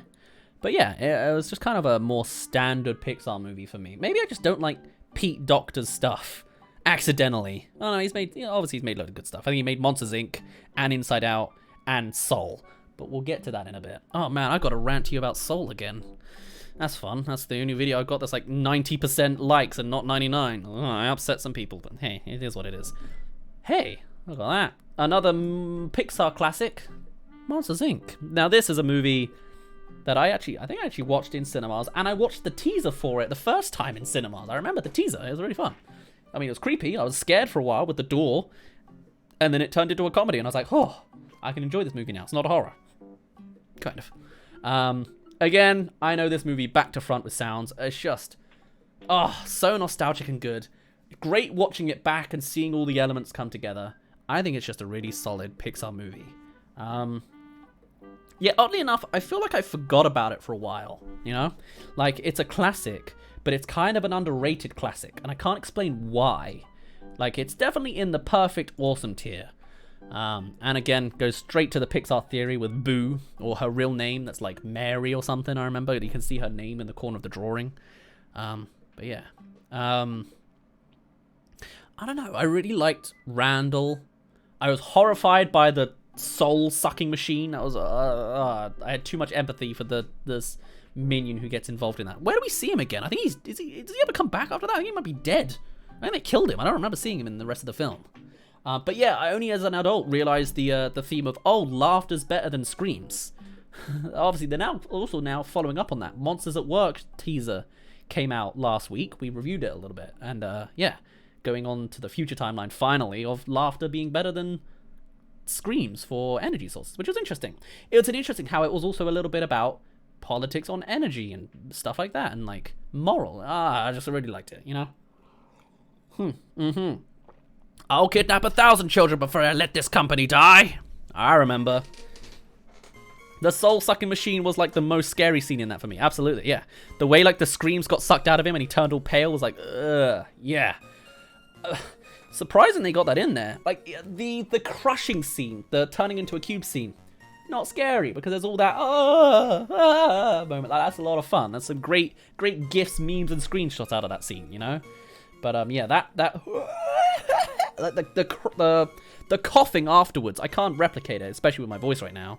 But I can hear it it's in my long-term memory, as is the rest of the movie.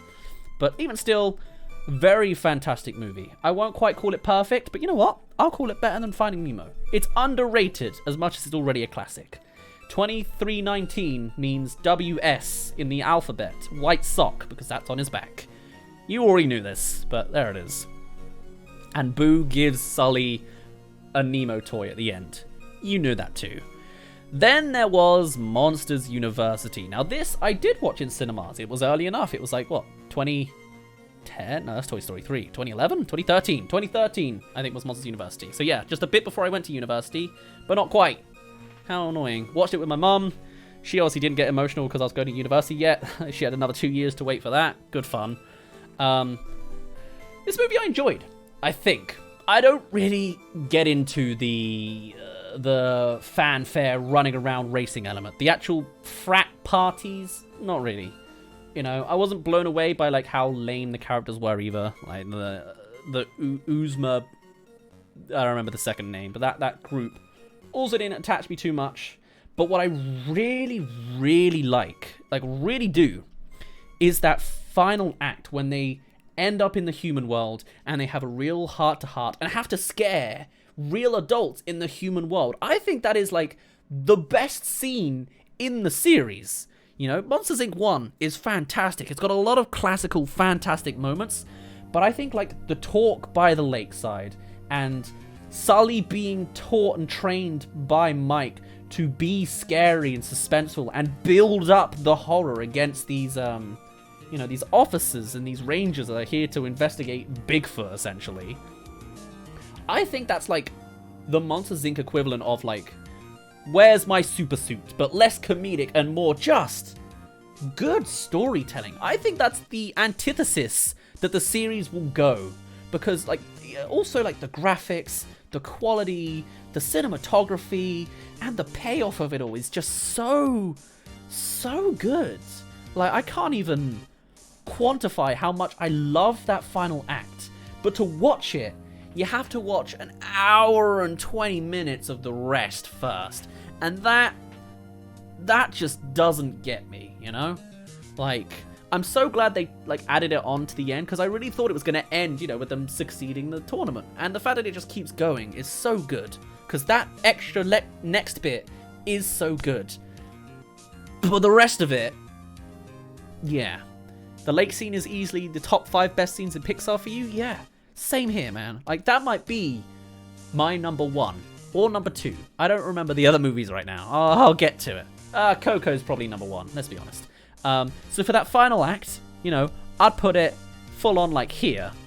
But with the rest of it, it's good. Mostly because of that last act really bringing it up, you know. Sully facing the consequences for his actions was great. Yeah, absolutely.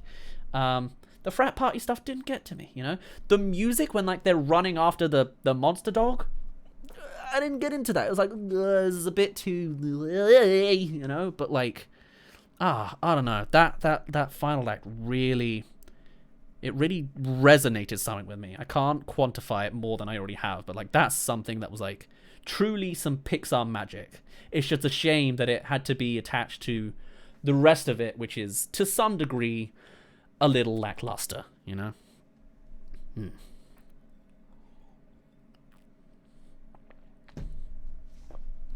Hello, Dark Pearl Gaming. Welcome to the stream. Let's get back more music, and let's move to the next one. Wow, we ain't got many left, but at the same time, we've been talking about this for a while. This might be a long stream. We've got so many more to do. Look at all these other ones. Oh, God. I'm glad we didn't do the Disney one. There's like a Disney one that goes on for like 3 hours downwards. Right, moving on. Onward. This is a movie, it didn't impress me, I gotta admit. I watched this last year, as did everyone else, in cinemas, because I was actually a movie reviewer at this point. One of the first Pixar movies to come out as a movie reviewer. The direction it took, I don't think I liked at any point apart from the last 5 minutes, and even then, doesn't blow me away. The fact that it was Chris Pratt and Tom Holland already irked me a little the wrong way. Pixar movies do have a lot of celebrities in them, and they do have them in main casting roles, but something about having these two super trendy dudes, super already connected, playing typecasts of themselves, really didn't do it any favor. Maybe it's because there's 2 of them, although maybe other Pixar films had 2 major celebrities, I just don't know them as a kid. But the fact that it was so kind of generically done. The world was interesting, but not mind-blowingly interesting enough, you know? Something about all that fell a little flat out. You know, the fact that they got a magical staff and he slowly gets better, that's not a surprise. That's not cool, you know? I was surprised when the van ended up galloping in its final moments. That was a cool little moment. The real highlight really is the final 5 minutes. The revelation that to see the dad, it's not really about our main protagonist, because he's already had his father figure in his brother. His brother's the one that needs to see it after having a traumatic hospital experience as his final memories with his dad. That was good, but it's like a worse version of the Monsters, Inc. thing. Monsters, Inc. has a whole final act that brings up everything, establishes it later, like it has this major more upbringing and like payoff for it. It all comes together, all sorts of elements. It's elongated and it just keeps going.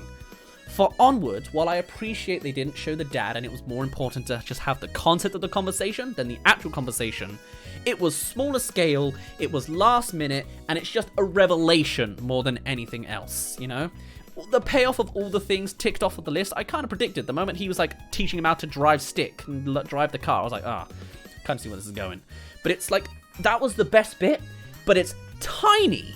You don't see any kind of elongated moment, and it's just tacked on at the end that it's just not worth being good enough, you know? For me, and this might be a little bit of an oddball one for everyone else, but I would call it just okay. In fact, maybe no, I wouldn't. I'll call it meh. Let's call it there. If not worse. Like, honestly, Bug's Life maybe should be lower than that. I can't tell. They're kind of merging over here, but oh well. There is, however, something about Onward that I would really like to talk about. This is a story I don't think I've ever actually told before, and honestly, it's an emotional story, but I don't feel emotional about it. But it's interesting, right? Chris Pratt's character has a whole emotional beat at the end about how his dad was in hospital, all covered in tubes, and then he showed up to see him like on his deathbed essentially, and was too scared to properly have that final conversation and say hi. And as much as, you know, that is a very specific scenario and a very deep emotive thing, and as much as it only faintly resonated with me, I had almost the exact same experience in real life myself. In the year 2000, I was 4 years old, and I had a beloved uncle. Uncle Nick was his name. And he ended up developing a type of cancer in his bone marrow, I think. Ironically, I think it's like a treatable one now, but at the time, it wasn't. And I was only 4 years old. I don't have major memories of the guy. But apparently, while he was in hospital on his like final deathbed, like a month before he died, he would always have like individual family members meeting him. And one day, my nan surprised him with a visit of me. I don't know if I feel like I might have told this story before. Maybe I've just told friends. Either way, my nan surprised him with little old 4-year-old me. I was like his favorite human at this time because he never had any kids. He hated kids. My camera has frozen, but we'll see if I freeze. Oh well. And I was, I popped up anyway because obviously I'm not my uncle's kid. But even still, he learned that he actually really loved giving me attention and being my uncle because I was a lot more interesting when I could actually walk and talk and bumble around like a toddler. So I was like his second son.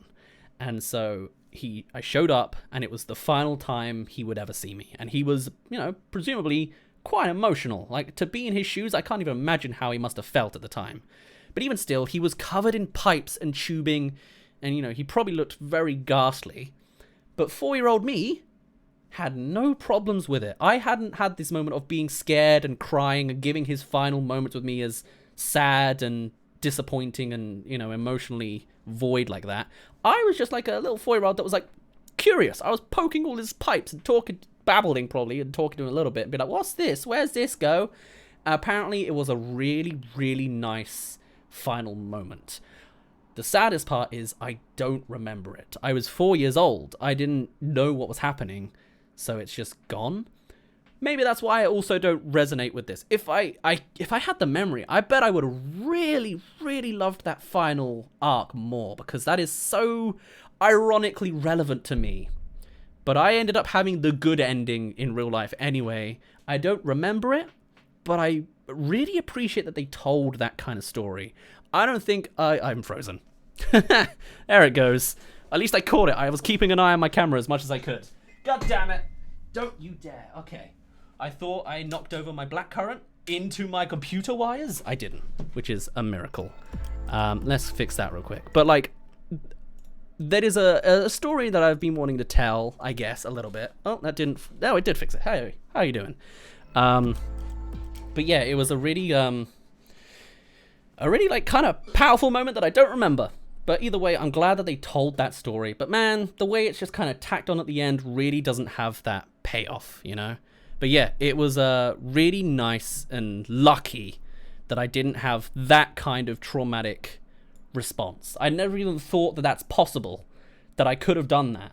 And so I'm very glad that I didn't, because I think that was probably like his, like, what, you know, one of his probably favorite last memories, you know. So yeah, it was just a nice reminder in a backwards way. But the film sucks. That's what I basically wanted to say. Basically. Chains Plays, thank you for the follow. I apologize, my voice is gone. Not related to the emotional story. I've just been shouting too much, apparently. Shouting too much about Edgar Wright and shadows, I guess. It's odd that the same thing happened to Chris Pratt's character in Guardians of the Galaxy. True, they really do typecast him, don't they? Ah, boy. Oh, well. Ratatouille. Ah. This is an interesting case. Whoops. Not that button. We want that button. The banger button. Ratatouille, I watched when it came out in 2007. I wasn't impressed by it. I'll be honest. I didn't like it much, you know. I now know it's really good. People say it's good. I remember like the Pinky comment, or like a pencil. Bon Voyage is out on the street. You see Doug the dog as a silhouette. But everything else, I just didn't get into. I was like, this is a nice film. Right, I never want to see it again. And I never did. But I acknowledge that it's good. I acknowledge that people enjoy it. I don't really have much else to say, because it's been 14 years since I saw it. God, I am old. So, the quickest one so far. Better than Monsters University. Not better than Finding Dory. Finding Dory has a lot of things that pay off on it. Ratatouille's just good in its own way. It's a great film. Let's not dig into it any further than that. Don't need to overthink it.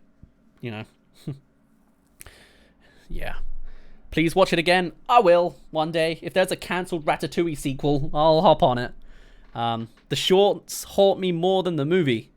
I don't remember that. I remember there was a video about, like, what rats actually did, or something. Like a rat history fact in 2D animation or something, but...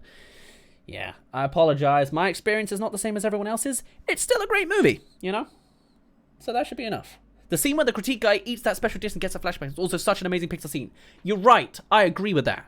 Again, why is it always at the end of these films? I don't think... I guess overall it's quite nice how it does... It brings everything nicely together. I do remember that final scene a lot, though, actually.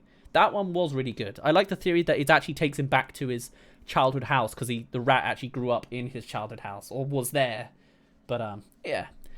Overall, it's a great film. I should watch it again. I'll find an excuse one day. It always is the Pixar endings. They know how to end off their films, you know? Anyway, that's what he does. Moving on. Ooh, we have Soul. We talked about this recently, just in December. It was my big final 2020 video, essentially. This movie... I was really conflicted when it came out, because it was, you know, an African-American story that 5 minutes in turns him into a blob. Yeah, just a blob. And I was like, man, that's not the best representation. I hope they do more with it. I was pleasantly surprised to find out that he does end up in the real world more. That's the intriguing element, you know? As much as the 2D animated characters are cool, I want to see... some reality, the high quality, the African-American kind of story, the jazz. And it does that. The fact that it turns into a body swap story was a little cliche. I wasn't entirely on board, but I like what they ended up doing with it. They pay it off as best as they can with the circumstances. But as you've probably seen from the video, I won't dig onto it too much because you can hear a whole 20-minute ramble about it. The final act didn't bring me together. I don't know entirely why. I think it is, again, it's just, I guess they have a revelation that recontextualizes the entire film. But it's not that big of a revelation, you know? When people say, oh, what's the meaning of life? People say, oh, it's to live it, you know? That's like the most basic way to respond. I was really hoping for a more nuanced message. I know people disagree with me with this. I've only got 90% likes on my video that badly reviewed it. But like that final act just kind of falls apart on me. I can't explain why. I like the messaging at the end, but I wish it was anything else because I wanted to be surprised. You know, it's like there aren't many films that talk about the existentialism of life and what to do with your life. The one that does, this film, goes with the one conclusion that everyone says. I really wanted something more of it. And like the way the music plays out, like with the big action scene of you know, upset, depressed, I've forgotten her even name, blob girl, 9 or whatever. Something about it just it doesn't have like the weight and the conflict. It doesn't feel like it's all building up to something. It just sort of has a revelation and then pitter-patters along. 22, sorry. There's 7, there's 9, there's 11, there's Stranger Things. The names kind of merge together. This film probably does a lot of good for a lot of people. I love the animation from the 2D side and the high-quality 3D graphics. I keep talking like it's a video game, but the ending really doesn't dig me to get back into it. I will probably rewatch Monsters University one day for that final act, if at least not on YouTube. I won't do the same for Soul, you know? Cars was a nice all-rounder movie. Is it better though? No. I'm gonna say it's good. Not great. Something about it doesn't pay off everything. I love all the million puns they made with jazz and music and life. All the connections there were just all magically came together. That was fantastic. But everything else, yeah. You enjoyed the short more? I haven't seen it. I had such a bad taste in my mouth after Soul finished. I didn't even bother watching this short. Maybe I should if it's good. I just assumed it was just them ripping up more content out of the, you know, I thought it would be more of the same kind of cliche thing. I'll look into it. I never thought about it. But, yeah. I don't know. The best part was the hippie on his ship in space. Yeah, that was fun. Weird that hippies can spiritually go into the spirit world, but, you know, there it is. The emotional scene with 22 was extremely jarring and wasn't developed well at all. Yeah, I see what they were going for, but I feel like they just didn't stick the landing somehow. I can't tell what it is. Maybe it's just I don't like revelation endings, you know? Because they don't recontextualize things enough. I don't know. Because both Onward and Soul have that same kind of ending, you know? Coco, you have the revelation that the guy he's hanging out with this whole time is his grandpa, or his great-grandpa. But then it pays it off with what you do with this information. You pass it on. You make his memory resume. You sing this beautiful song to your grandmother who hasn't heard it since she was a child. That's such an extra weight that adds on to this revelation that it pays off, you know? Incredibles. They beat the villain. There's not so much a revelation there. But, you know, even still, that's what's missing, I think. They don't do like there's something. Maybe there isn't an option there with that story, but like the fact that the conclusion is just live life, enjoy the small things. How do you do more with that, you know? Like, that's why I really thought it would be that he would accept death and learn that although he wants to do jazz, he wants to teach. He wants to become the new soul trainer. Like, that's an unexpected turn for his career and his aspirations as a person. He's skillful at, you know, changing other people's lives or starting other people's lives. Instead, he just, what does he do? He achieves his jazz dream, learns he should enjoy the small things, stress out less, and then continues. I don't even remember how the ending goes. I just remember the piano scene and he goes back to the spirit world. You know what I mean? Like, does he die at the end? He should. Like, that's a more powerful ending. But I guess for a kid's film, maybe that's not. But yeah, if he dies, put him into the training regiment or something, you know? I don't know. I don't know. Something about it. The 2D animation was really nice though. Yeah, I really enjoyed how that worked. That was quite cool. But the rest, yeah. Yeah, I don't know. Anyway, moving on. Ooh, we're finally getting to them. These are all classics. Toy Story 4, the first major film that set me off on the movie path. Made The Incredibles 2 videos like in 2018, like March, April, June time. They did really good. Then a year later, 2019, July, I moved into this place. I made the video in my old place and then moved. And in that time, I had no internet for 3 days. Opened it up in 3 days and saw my views. I was like, whoa, that's like 150,000 views in 3 days. That's crazy. And then I was like, right, movie stuff is the way to go forwards. And so I did. Toy Story 4, I really came into it with low hopes, you know? I think everyone did. It was such a rip-off, just grabbing more content as much as they could. Hello, Doge Boy. Hi. But actually, I thought they really paid off where the story was going. It was an interesting extra story to tell of a toy outgrowing their human and where they go next. And I honestly really enjoyed it. Considering I didn't think that I would, I think it was fantastic the way it ended up paying off. You might not enjoy the ending with the, you know, because Woody does actually leave, but it showed such an interesting side of toys with how, you know, what do wild toys do? What is it, you know, just the way things all came about. I think this film was way better than it needed to be. Is it my favorite Toy Story? Gosh, that's hard to tell, man. You know? I would say better than Monsters, Inc. It's pretty perfect, in all honesty. I have a softer spot for The Incredibles, but the fact that it rose from the very bottom tier of, oh, this is a cash grab, to, oh my god, I'm emotional, is astonishing. That is such a high, steep hill that it went up, you know? That, like, I can't even fathom it. You'll get your sound effect after this song, then. Animation review. Enjoy. But yeah, I can't tell if it's my personal favorite. I think nostalgia's getting in the way for one of the other ones coming in. And Toy Story 3 is also really good and rounded. But Toy Story 4 I watched twice, and I don't cry watching films, but I shed a single tear. That's all I could. I couldn't fight it. I was trying to fight it in the cinemas because, again, I was with my girlfriend again. She was on that side, and she spotted me shed a single tear, and I was like, I'm not crying. It wasn't even the major part of Woody saying goodbye. It was the girl lost wanting a toy and Gabby finally getting that moment.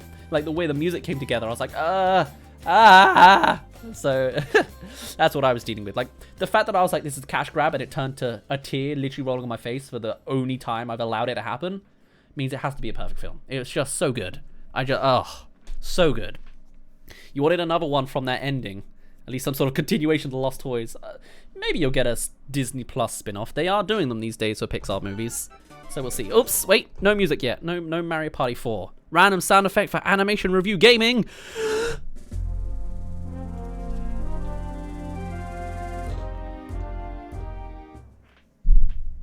Hey, a little bit of Pikmin in there. Old school. Right, let's get our final ones done. Toy Story 3. This is the movie I only saw twice. I saw it when it came out in cinemas in 2010, and I watched it recently, potentially for a video. I don't know why I watched it. It might have been just on in the background or something. Again, I was very surprised by it. It's so emotional. It drives hard. And it actually, all the middle parts are really cool, the way it all comes together, you know? Ken and Barbie, and like the, what am I thinking of? Yeah, Ken's really fun. The potato head, putting him into a tortilla. I was like, that's really fantastic. You know, the backstory of the teddy bear and the baby and the clown, really enjoy it. Less invested in the toys that are already at the girls' place. They then blow me away. But the way it all comes together, seeing a new element of the toys with the, what do you call that? Nursery, kindergarten. How do we pronounce it? Anyway, I didn't realize it was spelled with a T. I thought it was kindergarten, but oh well. Really good. Really comes around really nicely. But I think, again, final act just blows it out of the way, you know? That, again, one of those top 5 scenes. Coco's singing to his grandma. Does Incredibles have that kind of moment? Where's my super suit, I guess? Monsters, Inc., Monsters University at the lake. And now, Toy Story ending. Oh, not in that order. Perfect film. Better than Toy Story 4? I'd call it that. Because, like, I wasn't in time for the university hype. I know, in 2010, I was well and truly into school. I didn't move to university till 2015. But even still, oh, my heart. I had that existential dread of, oh man, am I treating my toys badly? Yes, because I didn't keep any of them. I had a Pikachu backpack, and then I binned it one day. Didn't get the happy ending in the end. Toy Story, the one with the pink bear? Yes, Toy Story 3 was, yeah. Toy Story 3 scared you to bits. I didn't rewatch it for ages. Oh no. I'm sorry about that. Lotso was pretty scary in places, I guess, if you say, the baby was pretty scary too. I wasn't particularly scared. I was a grown adult by then. I was 14, turning 15, so I'm not allowed to be scared. Still, that is a perfect movie that will be remembered for ages. As for Toy Story 2, this was my personal favourite as a kid. Toy Story 1 I watched a bunch, but Toy Story 2 I watched back and forth. Again, got a nice emotional beat halfway through there with Jesse's backstory. It didn't need to go that hard on the music, but they did. They really did. You know? Again, seeing a whole element of toy collections. That was really fun and interesting. I remember repeating on VHS the blubbering of our guy Al being like, "Where's the remote? How am I supposed to do anything without my remote?" Oh, there it is. Like that kind of put that audio against him saying it in the movie. I hope if my memory's correct, the timing of that should be like in sync, or at least the "oh there it is" like the same kind of intonation. Obviously, I'm not doing the perfect impersonation of the Chicken Man, but about that, like I really like how it all comes together. Again, like I was a really big fan of that movie. It's another perfect. Is it better than Toy Story 4? No, I'll put Toy Story in its own little band, down there. And then finishing up on that, unless people have major thoughts, like the bloopers for 2 is OP, never will be topped. Oh, absolutely. There is one though that they deleted. They deleted the like the sliminess of the whatever his name is, Pickaxe Man. I've forgotten their names. I can't believe I've forgotten their names. I've been thinking of too many Pixar films. But they were like, "I can guarantee you, Barbies, that we can get you in Toy Story 3. And it's like, ugh. It's a bit too Weinstein for me. Stinky Pete, that's his name. Yeah, I don't know why I wanted to call him Willy. He's like, is that another character in there? I don't know. But yeah, Buzz Looking Alien is Toy Story 1, Mario. You're not quite on. Prospector, that is what I was thinking of first. You're absolutely right. Also, hello, Alex the Lion. Welcome. The whole toys entering the video game world was pretty fun. Yeah, that was such a great opening. It was like it was a Star Wars ripoff, wasn't it? Like parody. I also remember how it always made people jump in the cinema. I remember that, like everyone jumping like 2 or 3 times in the title card. That was really fun. It's just like it all comes together really nicely. It's definitely a favorite of mine, but I think the quality of Pixar in 3 and 4 just kind of blow it a little further out of the way. You know, I don't know. Just really, really good. And then there's Toy Story 1. Again, I know the sound back and forth. It came out when I was, you know, a fetus, if not less. 1995, so yeah, I was -1. I only now realize how low the quality of animation is, considering it was literally their first. It's solid. But I kind of think, along the way, everything that they've done after that with Toy Story has gone ahead of it, which is a good, massive compliment, I would say. This is just a nice character study with toys about, you know, being the top dog and then being jealous of the new guy and then coming around about it, you know? I loved Sid and his destruction. Kind of strange that they do break the fourth wall on him and he'll go mad and become a bin man after that, but you know, as is how it is. Loved the chase scene and the rocket and you can fly to get to the moving van. It all just comes together really, really nicely. Yeah, I don't know. Again, I would call it perfect. Is it better than Monsters, Inc.? Yes. Yeah. I say Toy Story is just on another level. Toy Story I've always underrated because when I think of Pixar movies, I think of The Incredibles and Monsters, Inc. Finding Nemo, you know? And, sure, the other ones. But Toy Story I always forgot about for the longest time, but they are so solid. If they made a Toy Story 5, it would be another perfect, probably. Or it would really be a cash grab and get down into bad, but like, something about it. I don't know. But you are a toy. Yeah, now you get your quotes in. You are a toy. Hi, I'm Woody. Howdy, howdy, howdy. Give me that. Yeah, I know the sounds. The timing's all in my head. You aren't the real Buzz Lightyear. You're an action figure. You're a child's plaything. Yeah. All right, that's enough quotes. So quotable, so good. They really nailed it on their first try. I'm glad they succeeded, in all honesty. And then there's Up. Not having the best last act, but having the best opening act. It's solid. And I really like the soundtrack. Like, the adventure is out there. It's really good. I just like the music is so nice and wholesome that, like, it is really, really good. That being said, I don't remember much afterwards. They go on an adventure. You know, I'm not crazy about the talking dog Doug. Not crazy about the meat bird from Looney Tunes. The ending's nice, though, from what I can remember. But it doesn't draw me in crazy amount from what I can remember.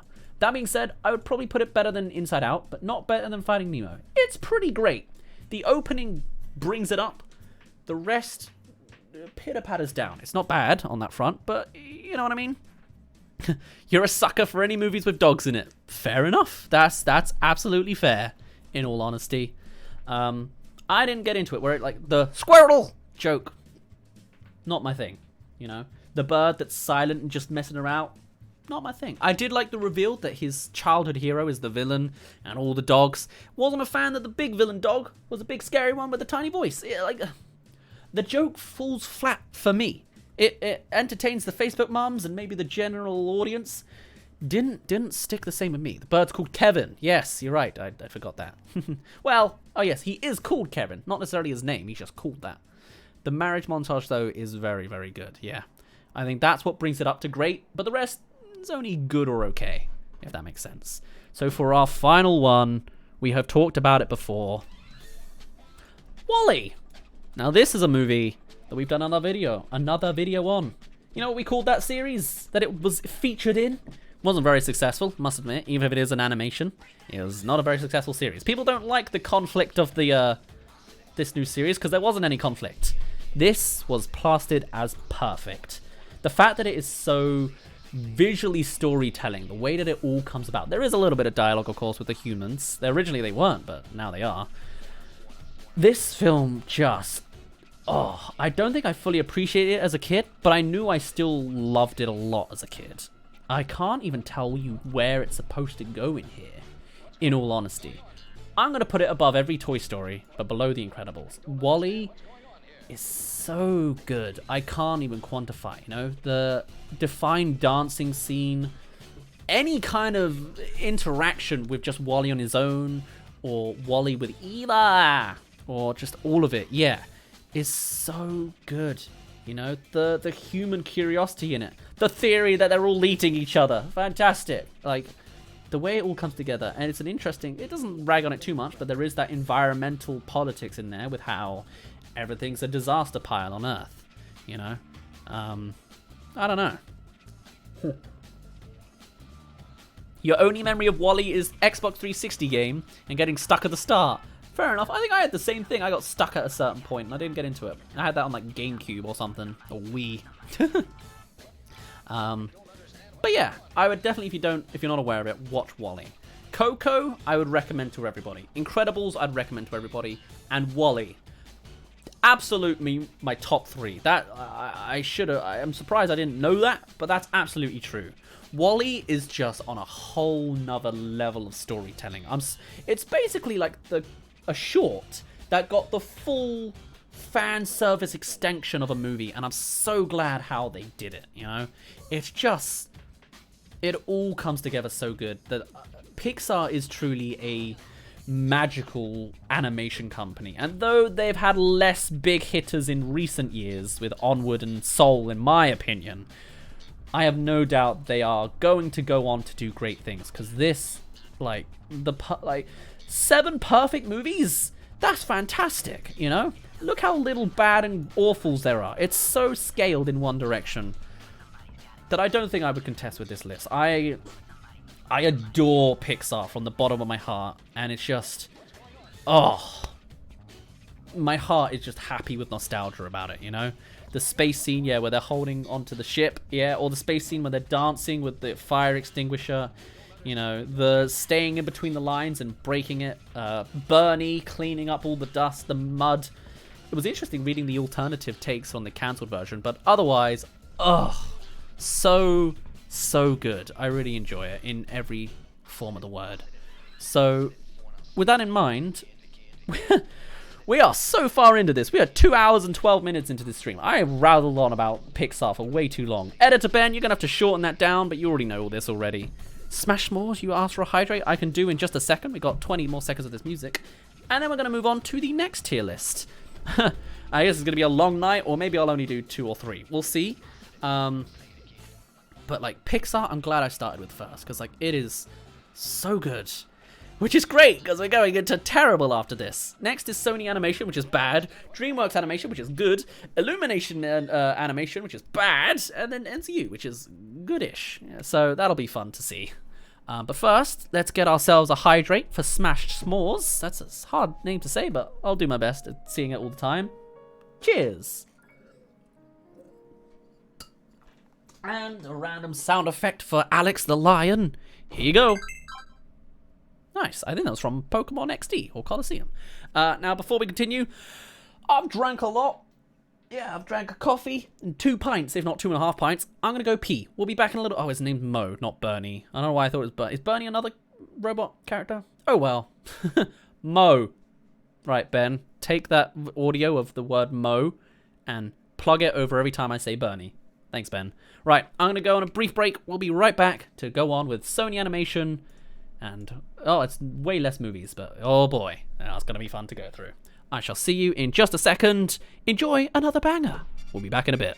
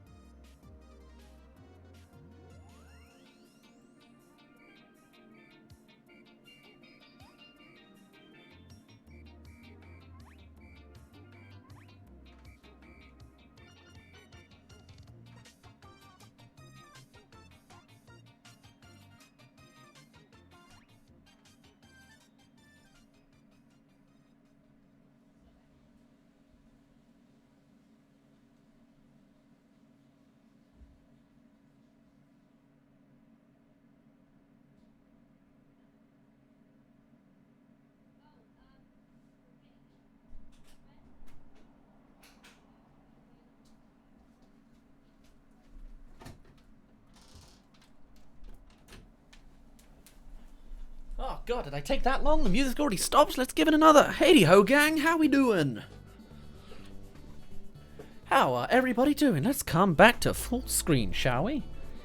Why is I want to change my title real quick. I've just said done. No, I want to change it. Oh god, Oxen, no. Sony Animations tier list. Daz doing Sony Animation tier list. There we go. Just chatting. Cool. That's strange. It went back to Oxenfree for a moment. Good. All right. Cool. I feel way more relieved. I might speed things up for these next tier lists, unless you want me to talk till 4 AM about movies.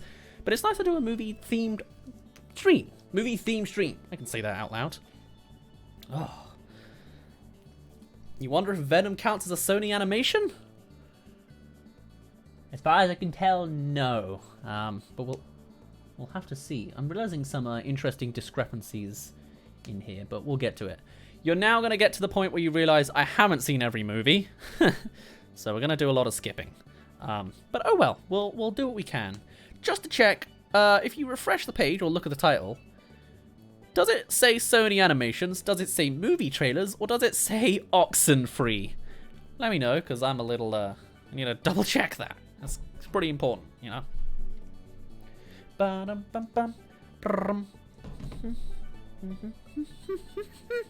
Sorry if I'm out of sync. Sony Animation tier list, fantastic. All right, cool. That's good. Whew. Checking, because it was like, we've done it. We've changed it to Oxenfree for you. And I'm like, what? No, don't do that. All right, let's get into things. Things are slightly different this time around. The tier list looks slightly different. It's got single letters, nothing about great or good, and it's actually got colors this time. Ain't that fantastic? In all caps, we'll go with it. We have a bunch of films. Some of them I've seen, some of them I haven't. Let's skim through this as best we can. Starting off, is that number 2? God, this image is so tiny. Can you see what that is? Is there another one in there? I don't see another Angry Birds. Okay, I'm pretty sure there is an Angry Birds 2. I'm going to associate this as Angry Birds 1 then. Although, yes, it is Angry Birds 1 because the plot has the pigs. I saw this. Can you see Angry Birds 1 then? You're saying it's Angry Birds 2. Am I blind? Am I blind? Or is there no Angry Birds 2 in here? Angry Birds 1. What is going on? It's a great start already. Good to know Sony Animations is keeping it high quality. Where is Angry Birds 1 then? Hold on, let me zoom. Zoom. Like, emoji, pirates, cloudy, or whatever this is, Smurfs. That's number 1. The second came out in US only. Really? You sure about that? Oh wow, I'm pretty sure. No, I could see Angry Birds 2. Are you sure? Oh, it is 2. But he's so okay. Whatever this is, Star, Hotel, Mitchell's Open Season, Rebel. There's no Angry Birds 1. Oh, Angry Birds 1 was Sony Animation. Interesting. I didn't even know that. All right, well, oops. In that case, Angry Birds 2, didn't see, put it in E. Sorry. What the hell is this one? Let's get some music in here. Oh, After Christmas. Wow, that was Sony? Man, I'm learning a lot immediately. Let's get some music up in here. After Christmas is a movie that I didn't see when it came out, but I did see it one Christmas. Surprise, surprise. Christmas 2018, I believe I saw it. I'll tell you what, I quite liked it. The fact that it's Santa Generations was really, really cool.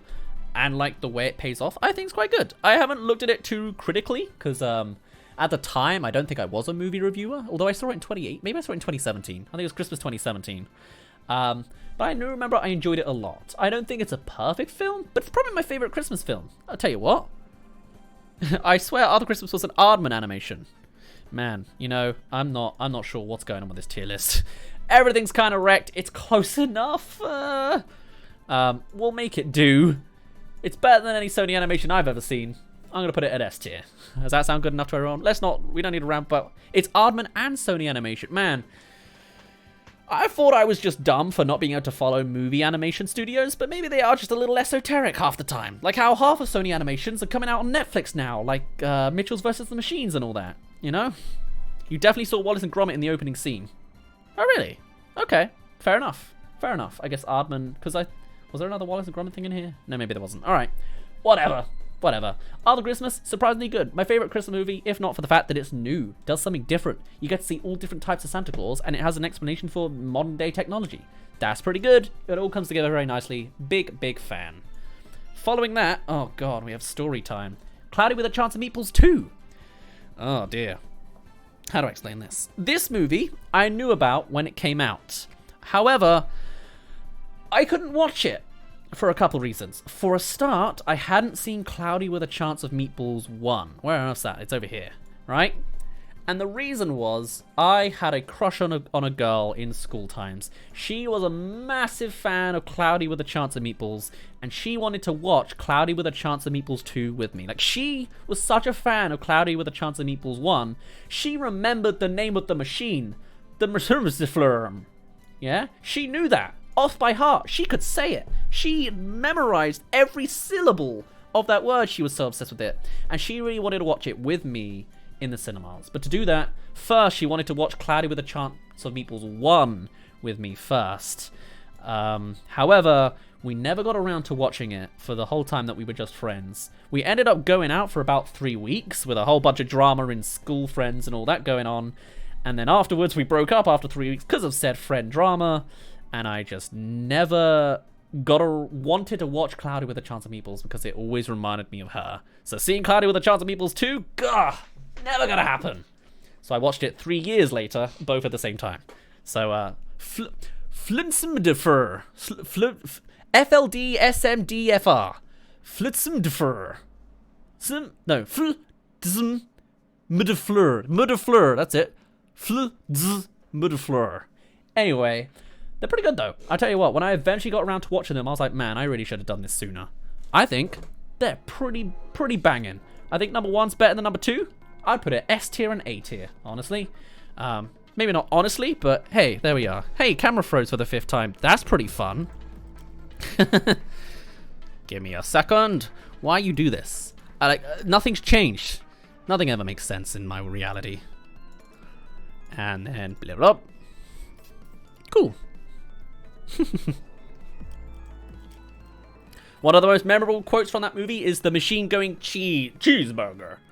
I remember the monkey a lot. I remember the joke from the trailer of number 2 of "There's a leak in the boat," and then it's a literal leak. That was quite fun.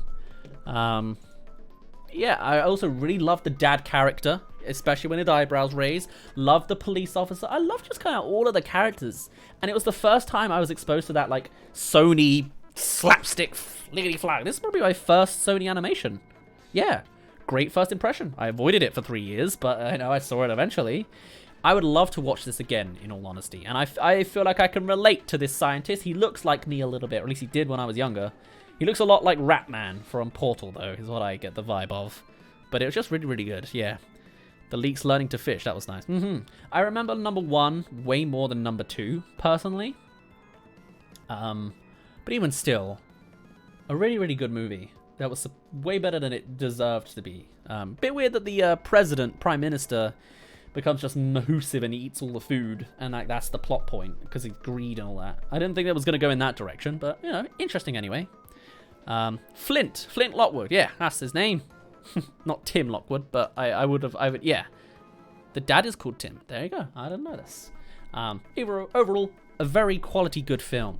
What is this? I have to zoom in to tell what these images are. Oh, Goosebumps 2. Interesting. Never saw it.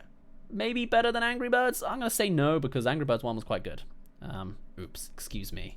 What is this? Let's get some music for it. Oh, Goosebumps 1. Again, haven't seen. Alright then.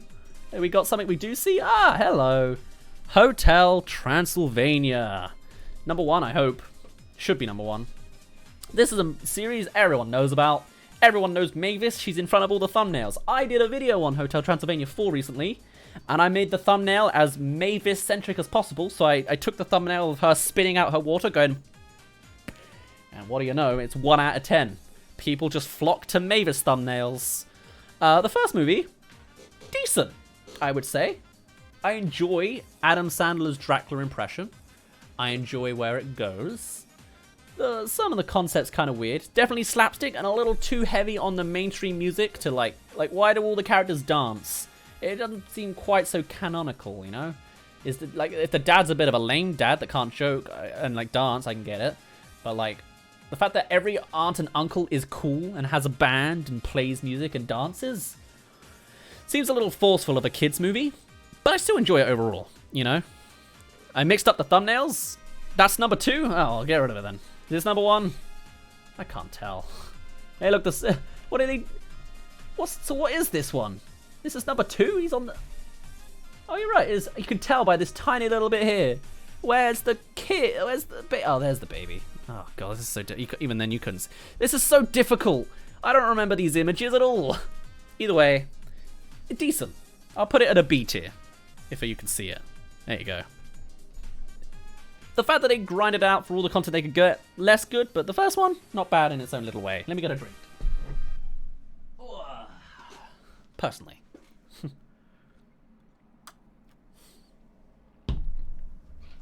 Goosebumps, though, I have no recollection of, because I never saw it in the first place. I watched a TV show, actually, once, where I recorded an episode of Sonic R. Sonic R? No. Sonic X. And I watched back the recording, and I didn't watch Goosebumps, but because I'd recorded it, I was like, oh, I'll watch this. And it was really good, because it started with, I think I've said this story before in like a Let's Play before, but I'll tell it again anyway. It started with this whole concept of like a guy writing in his essay, and everything he said comes true, or she says comes true. And it ends with him saying, and everyone will die, when he meant to say everyone will diet. And then it's them trying to change fate from them all dying and change it to diet somehow. But I never found the ending, because when I recorded it, it was like recorded live. It was in the timeline that it was being recorded. I showed up to the house after school, saw that it was Goosebumps, and then changed it to Sonic X. Because I guess it would recorded the episode after Sonic X, I guess. Yeah, it must have been like afterwards. And then I went and recorded. So I never got to see the ending of that Goosebumps episode. I was really invested for the one time because I'd accidentally recorded it, and then I never found out the ending because I was thrown off it by my own past self. What a tale. Don't know if that connects to the movies at all, but there it is.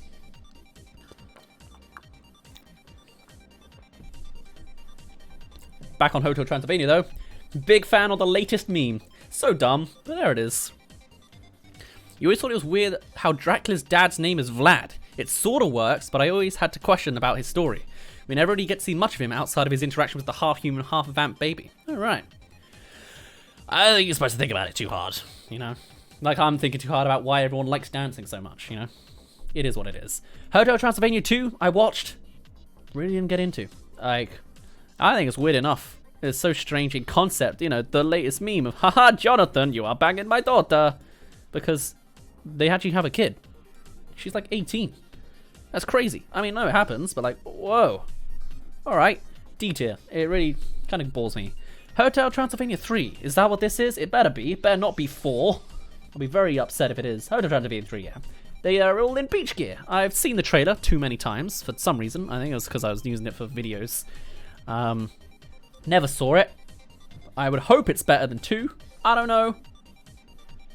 I'll put it in. Let's just put it. Is it better? Tell me your thoughts. I'll put it in E because I haven't seen it. But from what I saw from the trailer, how did that happen? What I've seen in the trailer, it ain't too grand. Or it's fine, but I've only seen the trailer. You know? What are people's thoughts? What's going on? You didn't like 3, the villain was too weird. Interesting. Alright. I guess my prediction would be that it is better than 2. It looks more interesting. It looks like it could do more things. I don't know. The idea you can zing again was interesting. Oh, really? Is that a thing? Interesting. They did the Macarena at the end. Well, F tier it is. I prefer the second movie over the third, but I haven't seen the third movie in ages. Yeah, 3 was meh. Really? Oh, man, that's a shame. 3 was worse than 2. Oh, I really thought it would be good. Just based off trailers. What do you know? The trailer's better than the movie. How's 4 gonna do if they're getting progressively worse? I'll never know. That being said, we've talked about this one, the most recent one. Mitchell's versus the Machines. Now this is a surprisingly good movie. I remember I made a video about it like a year ago about that weird Pug trailer. Did really well. Very proud to share the word on it. And when it came out, I was, when that trailer first came out, I was very hit or miss. I was like, oh man, you know, that this could be boomer good technology bad story, or it could be a really nice appealing story with the Spider-Verse 2D effects. And I was pleasantly surprised to find out it is really, really good. You know, it doesn't need to be. It's again got that emotional university beats, but the way it all comes together is really nice. Strange that the boy has, the little brother has such a low-pitched voice. Kind of a shame that it's got such outdated memes, but it is based off of a millennial going to university rather than a Gen Zer. Or they just really missed the point. I don't know. There are kind of plot holes, like, Is there only one pug in this universe? How did that one pug destroy everybody? Wouldn't every pug species cause every robot to malfunction and they're all over the world? I don't know, man.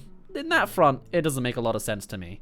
But it stops making it stops taking itself too seriously after a while.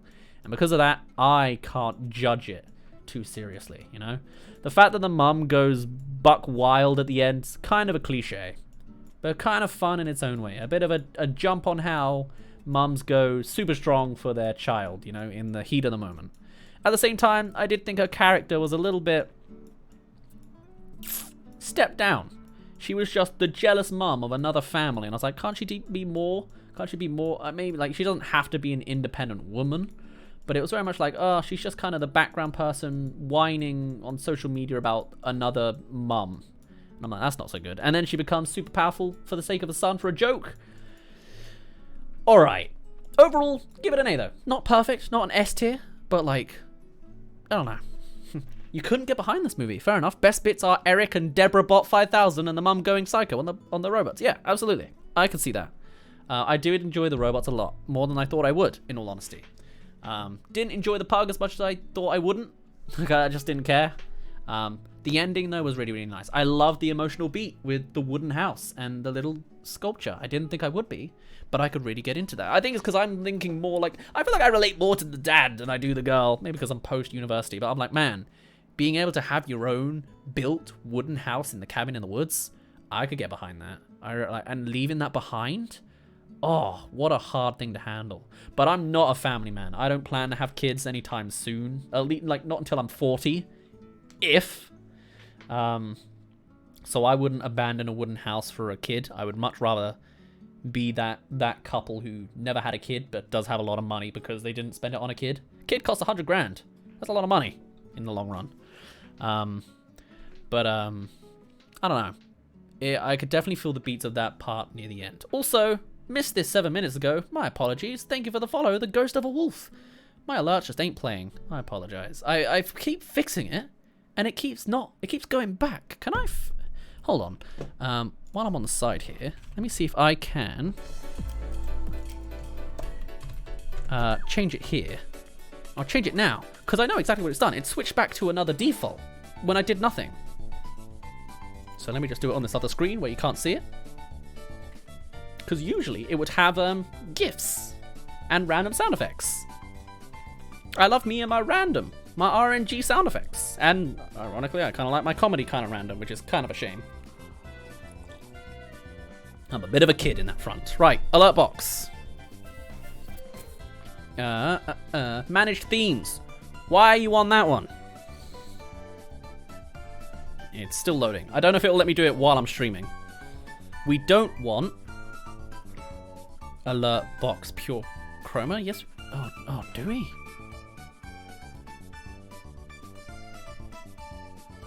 Maybe do want. What's the default? I can't tell which one it. Well, we're swapping over. See what it does. Okay, that one's now active. Save those settings. No changes detected, you say. All right, we'll see. Next time we get an alert, we'll see what it does. We might just have the generic zombie running, but at least it'll have a sound. But yeah, you can only imagine Katie as Bean from Disenchantment even. Fair enough. I'm not familiar with it, but that's fair enough. Mr. Bean. Mr. Bean. Okay. All right. Moving on. Whoa, this is a movie I haven't seen in the longest time. Open Season. I watched this when it came out, surprisingly enough, and I think I enjoyed it a good bit. I even played the video game of it. I was so interested. Haven't seen it since. Don't know if it's any good. That being said, I don't think it's as good as Hotel Transylvania, but probably better than 2. Do I put it as C or was it surprisingly good? You like Boog and Elliot's chemistry. You really remember the characters' names. That's impressive. Posture check from Smash S'mores. Here you go. All sorted. Open Season is mediocre, really? Alright. I remember really liking the game because I think you play as the bear and you use the deer as a hammer or something like that. There was some sort of mechanic like that I really enjoyed. We'll put it at C tier because I don't remember it that much. It must not have been that memorable, you know? It's at least C. Oh, okay. Not a D tier. Alright. You quite enjoy Open Season. It was fun. Fair enough, Phoenix. Welcome to the stream. Haven't seen your name before. Hi. Okay, fair enough. Don't have any more to say about that, so oops. So we'll go from there. All right. Following that is, what is this? Rebel Rabbit? As in Peter Rabbit? Why is his name Rebel here? Rebel Rabbit, Peter Rabbit. Interesting. I have been bombarded a year ago at least, of adverts of Peter Rabbit. Whenever I would go to my local cinema for my movie reviewing antics, when I watched Onward and I guess like Endgame and whatever other movies came out in the last 2 years, always would I get Peter Rabbit and James Corden advertised beforehand. Sick of him. It kept getting delayed, kept playing his damn scenes. I never saw it. In fact, out of principle, I'm just calling it an F. It's a James Corden movie. Blech. Pass. No thank you. Excuse me for being early judgmental, but like, it's so sick of that movie. And like 2, sure, where's 2? Is 2 in here? No. Man, this tier list ain't perfect, is it? Oh well. Peter Rabbit was actually decent?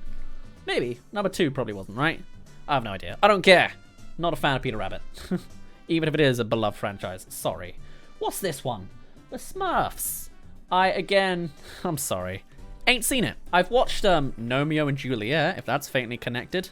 And that was alright. Actually, no, I didn't. I saw Sherlock Gnomes. Smurfs might have been good. We'll put it there. But I never saw it. Spider-Verse, though. You kidding me? Spider-Verse could not be better. The best superhero movie. Better than the whole MCU. Best Spider-Man full stop. You know? I'll expect Tobey Maguire, Tom Holland, and Andrew Garfield in Spider-Verse. Briefly. Don't expect the 3 of them all to be in Spider-Man Far From Home. That's my kind of stance, you know? Oh, Peter Rabbit 2 isn't Sony Animation. Okay. Fair enough. This is hard to follow. But yeah, Spider-Verse. Best movie. I made a video about Spider-Verse 2, the sequel. Didn't really get watched that much, but hey, I was interested in it.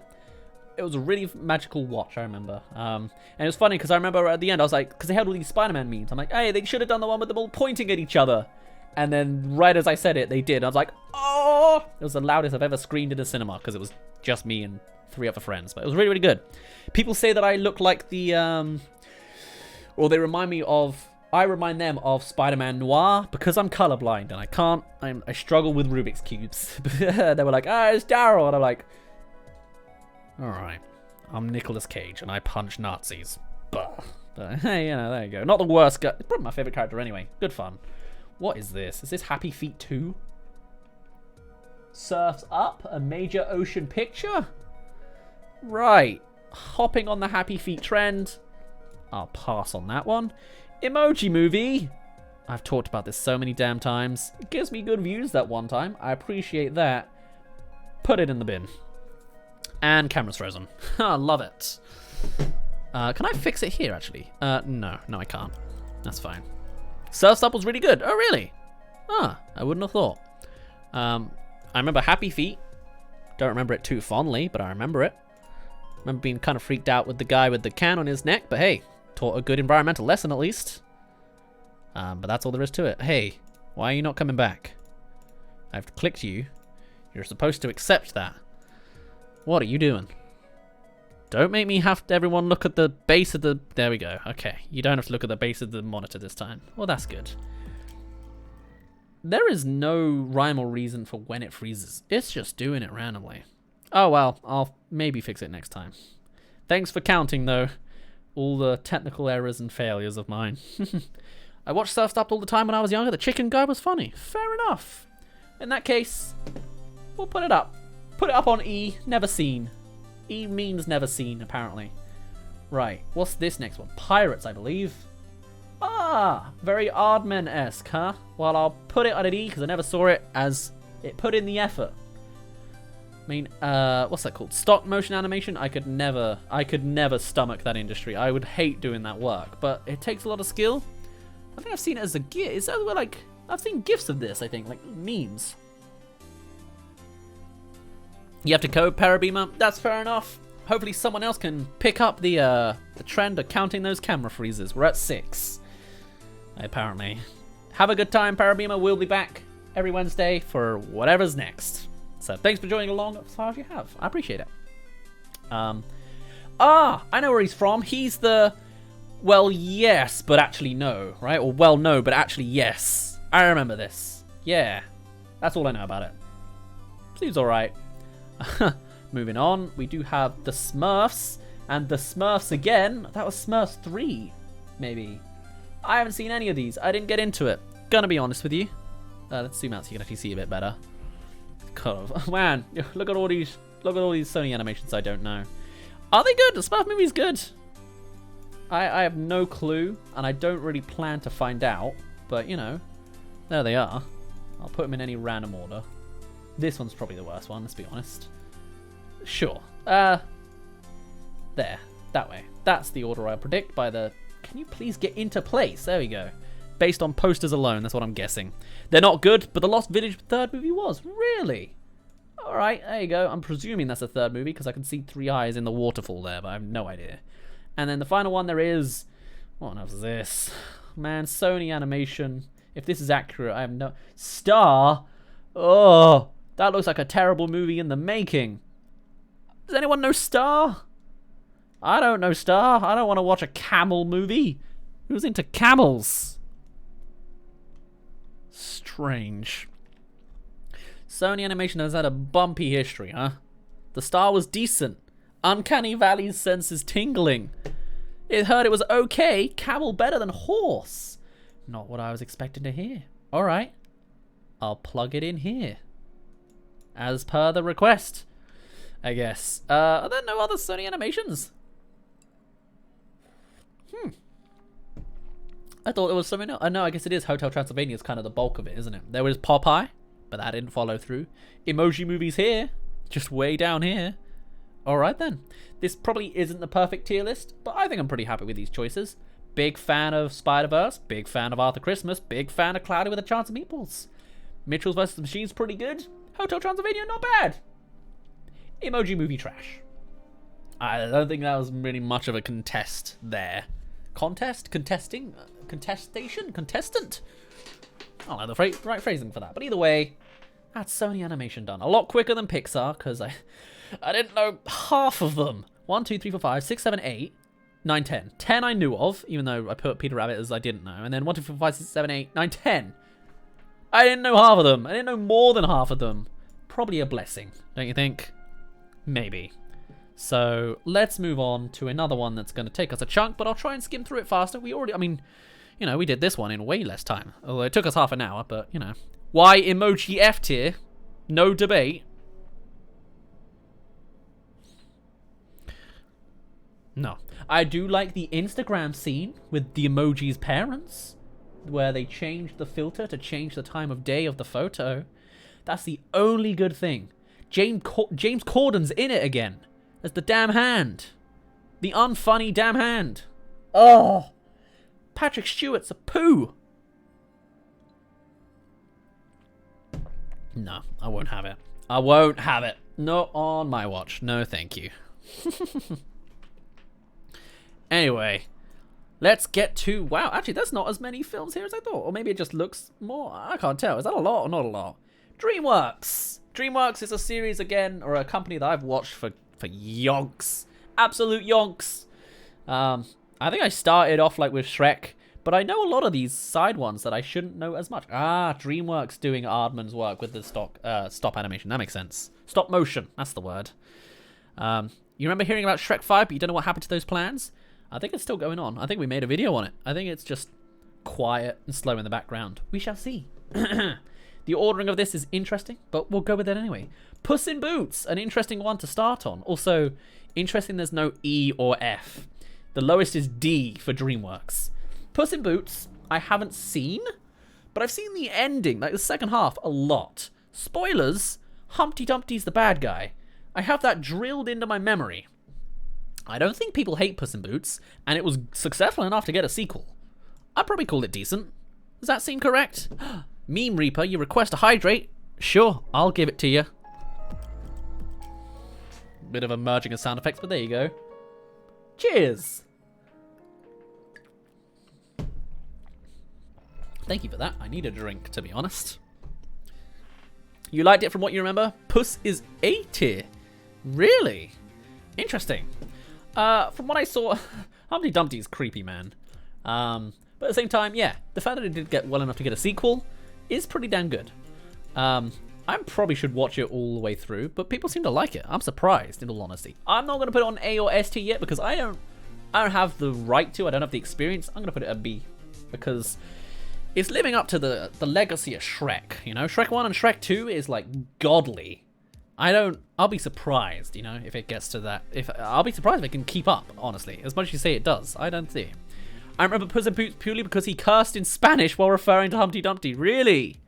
Oh boy, that's fun. Fair enough.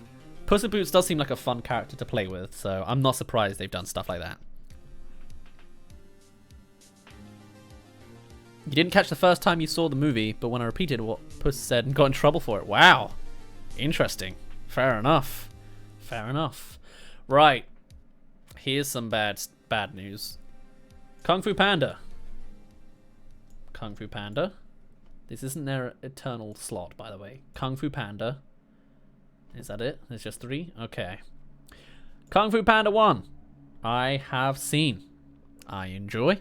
I remember hearing how people in China were like, how is this American company doing better at us at telling a fantastic Chinese story than we are? This is abhorrent. And I was like, yeah, to be fair, pretty good. I wouldn't watch it a lot. I'll probably only put it at A tier. I don't know why. It's really good. Also, though, Jack Black, pretty fun. Kung Fu Panda 2 and Kung Fu Panda 3, I haven't seen. I know I should. I know it's good. Kung Fu Panda 2 is 10 years old. But when I watched Kung Fu Panda 1, I enjoyed it, but I wasn't blown away. I love that one frame of the little rat master floating through the air. I hope that's number 1 anyway. But I haven't seen 2 and 3. I know the concept because I know Dad shows up in 1 and like something happens in number 2. I think I've seen the beginning of number 2 but never finished it.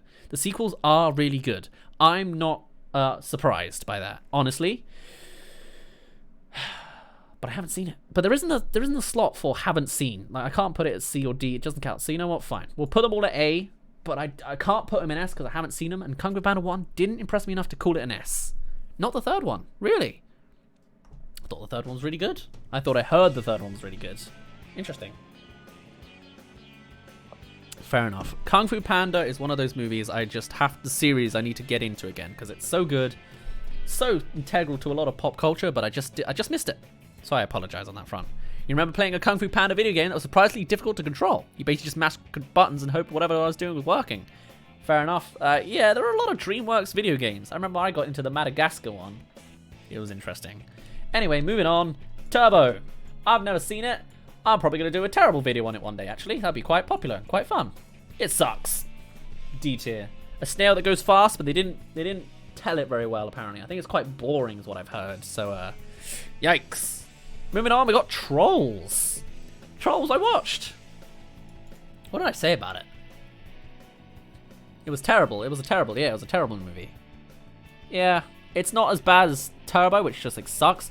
There's a massive appeal on Trolls. I can't deny. It's okay. Oh yeah. This isn't Sonic Heroes music actually. I think this is Sonic Adventure. This is Tails' theme. You enjoy Turbo, Alex Align. Fair enough. I probably won't, but I'll enjoy watching it ironically. Hopefully, if it's not too boring. You liked when you first saw it, but you were a small child. Fair enough. Fair enough. Spirit. I keep thinking that says Spirit Away. Probably decent. 2D animation. Gotta give the props for. Never saw it, so we'll put it below Trolls, but better than Turbo. Shrek the Third, is that? What on earth? Which one is that? Forever After. Oh, that's his face for Forever After? I watched this film and I was underwhelmed. But then I watched Shay Thriller's video on it, and actually, apparently, thematically, it's really, really good. I liked Shrek the Third a lot, but then later on found out it kind of sucks, and I can kind of agree. I enjoyed the princess scenes in that. But this is underrated. I think I'll put it at a B tier. Maybe not as good as Puss in Boots. If people... No, I'll put it better than Puss in Boots, because I actually know Shrek 4 more than I know Puss in Boots. I was surprised that it was better. I didn't like the do the roar kid. I didn't get into that, you know. I like the ending where they're like, and they all learn that they can do that, and the reality actually tells them that's logical. And it does a lot of cool things with the characters they've got. I think it's worth doing a rewatch. Everybody should, because I think it's an underrated gem. Based off that one video, I watch a lot of video essays to get my opinions, but even still, I'll put it at B tier. Might change that later, we'll see. Shrek the Third, oh, it's boring. I love the princess scene, you know? I love the mum that crashes through things with the wall. Don't like Arthur. Don't like Merlin. The fact that Prince Charming is the villain again is boring, bad, should have been better. It's not. It's better than Turbo. We'll leave it at that. But I enjoyed watching it a lot. I've got it stuck in my head. I know the whole sound. It is what it is. Shrek 2, S tier, godly. The whole script and dialogue is perfection. I love like the element when the ogres meet the royals and they're finishing each other's sentences as they get closer and closer together. So good. When they go to the working environment and they say, we don't even have dental. Great commentary in healthcare that went over my head as a kid because I was a young Brit and that doesn't make a concept. Yeah, it doesn't go over my head at all.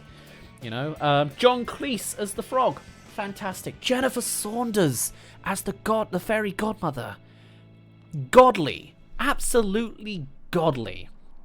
As is Shrek 1. You know, I would say not as good as Shrek 2, but damn is it surprising. We meme on it all the time, and we ironically love to make fun of him.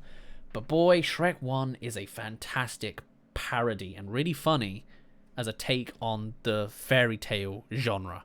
Really, really good spin on the Disney tropes at the time, you know? Really love it. Really, really love it. Ooh, The Guardians. I haven't thought about this in a long time. This is a film you always forget the name of. The Guardians of the Galaxy, the Guardians, the Ice Guardians, Jack Frost the movie. Not the best title. Maybe not the best marketing for them. The concept is interesting. Another Christmassy kind of themed movie, in a sense. Not as good as Arthur Christmas. Not as good as Shrek. Not as good as Kung Fu Panda. It's alright. Better than Shrek Forever. I quite enjoyed it a lot. I think it's got quite a little cult following. I'll put it at A tier. I remember it too much. The Sandman's fun. Not scary like I thought he would be, but you know. You remember the Live and Let Die song from Shrek 2? Yes, when Fiona's dad both figuratively and literally croaked. Yes. Doesn't make sense though. Not a good placement, in all honesty. Shrek the Third, like why are they playing that? Because it has the word die in it. That's not really a good song choice, you know? The point of the song is not for funerals. But yeah, that's back on that. Penguins of Madagascar. I never watched. I probably should. Madagascar's really funky slapstick. Never saw it though. So why is Spirit so low? Put it better than, yeah, because I haven't seen it. Trolls is worse. Penguins of Madagascar, I'm going to presume is also pretty bad. I think that spin-off didn't do as good as the main Madagascar movies. Is that correct? I think it didn't sell very well. I don't know. You loved the tough Russian survivor take on Santa in the Guardians movie, right? It's an interesting take. Still prefer Arthur Christmas over all of it, personally. Ah, Peabody and Sherman. Now, don't we have a grudge against that movie? Obviously, at the time of making this, Me and My Shadows video just came out recently, and we learned that Peabody and Sherman replaced Me and My Shadow. Me and My Shadow could have been an S tier. It could have been. At least in concept, if not story. Peabody and Sherman flopped in cinemas. It took down the fan favorite cancelled movie. And boy oh boy. Maybe it's better than... No, I'll say it's not better than Shrek the Third. At least I have a little bit of nostalgia for that. Aliens vs. Monsters. Never saw. Heard it was bad. It looks cool. Reminds me of Megamind. Oh, there's Megamind. Well, we'll plonk him down there. Worse than Peabody and Sherman. Megamind though, what a gem. Oh, love it. Markiplier and all. Good fun. I didn't see it at the time it came out, but I saw it later. It's just so... I can't explain it. It just holds on so nicely and well. I can't explain it. I just really, really, really love it. Is it better than Shrek 1? No, it's not. It's really good, not better than Shrek's. Doesn't burst that wall like the Toy Story wall, even though Toy Story was worse than my top 3, but you know, whatever. Monsters vs. Aliens is S tier? Sure. Sure. Madagascar 3. This is the cinema one. I didn't see it. I remember one part made me feel kind of uncomfortable from what I did hear about it. But people really like it, I think. So we'll put it a B tier. I don't know it otherwise, but we'll do it as... I'll put it on a high C tier, because again, I don't actually officially know it. How to Train Your Dragon 2. This is a series. Man.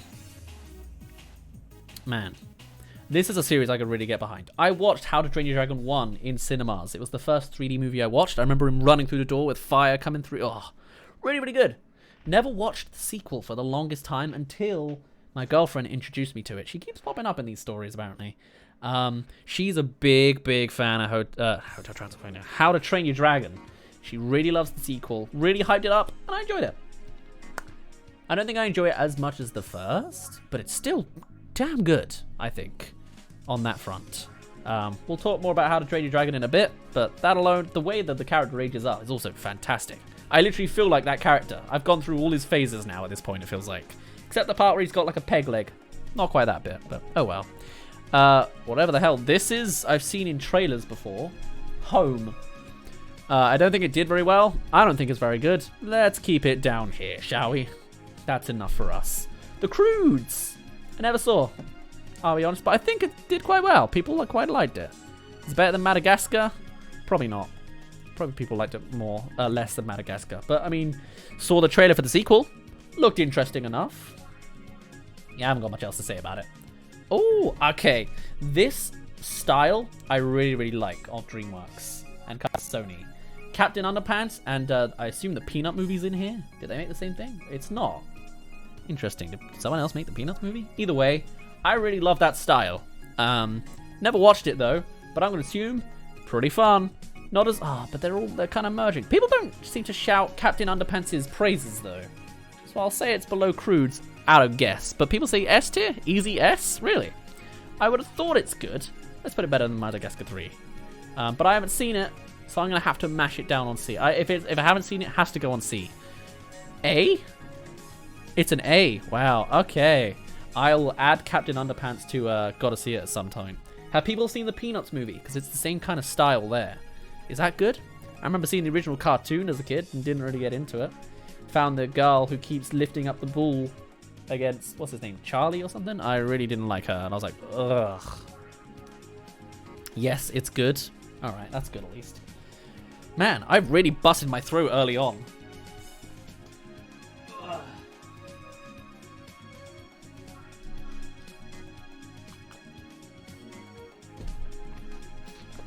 Ah well.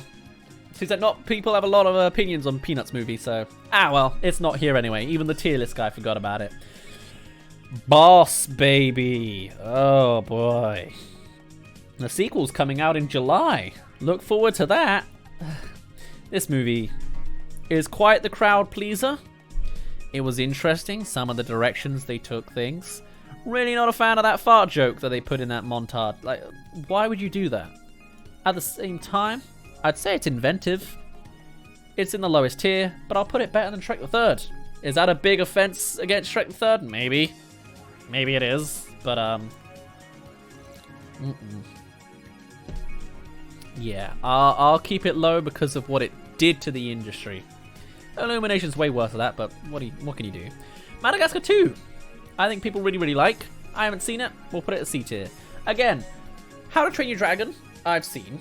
Kung Fu Panda, I haven't, even though I put it at A tier. Okay, I've broken my own rule, but oh well, we're going with it. Hello, Moo. Thank you for joining us.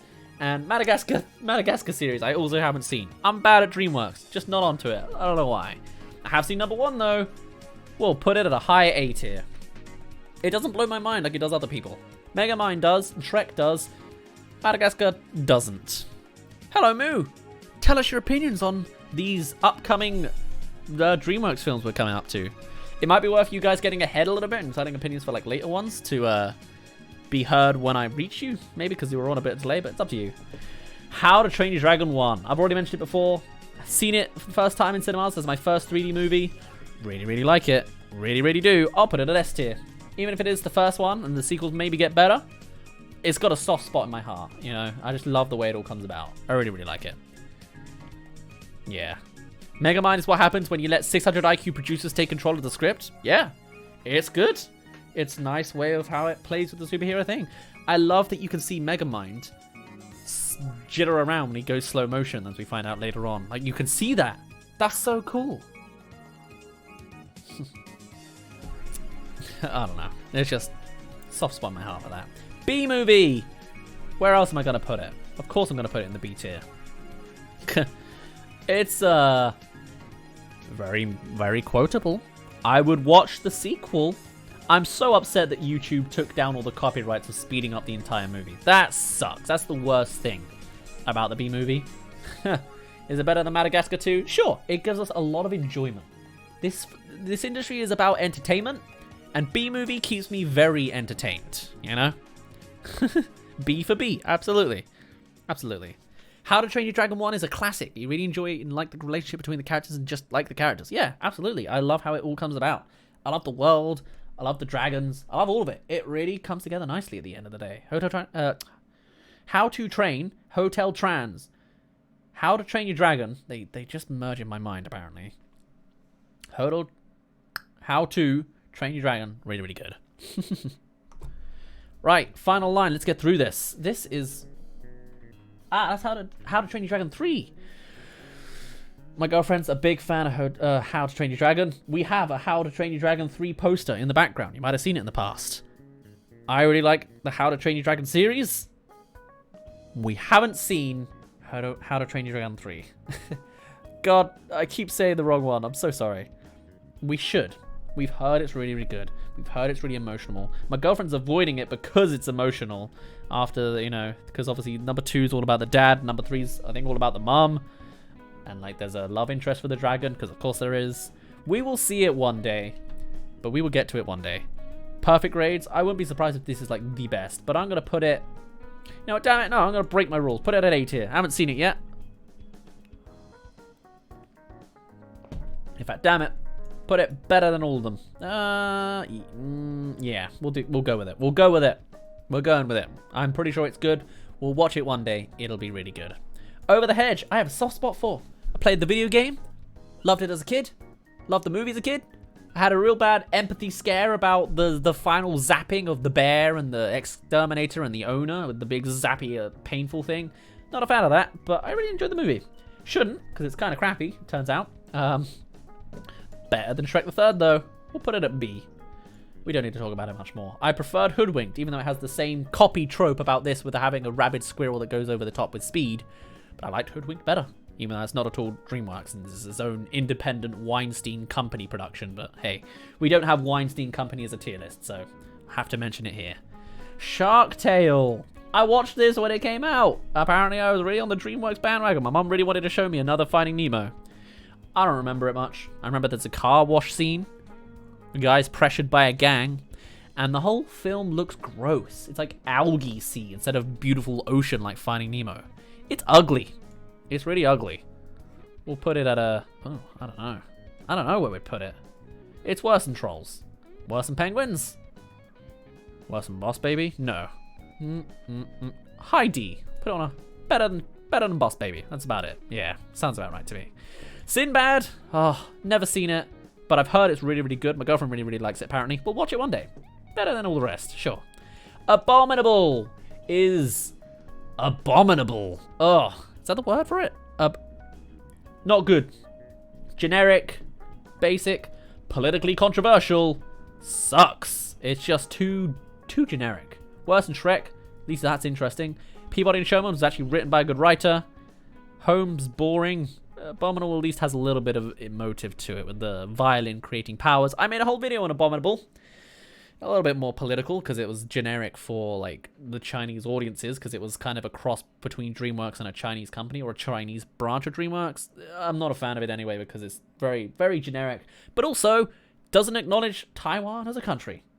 That's pretty bad.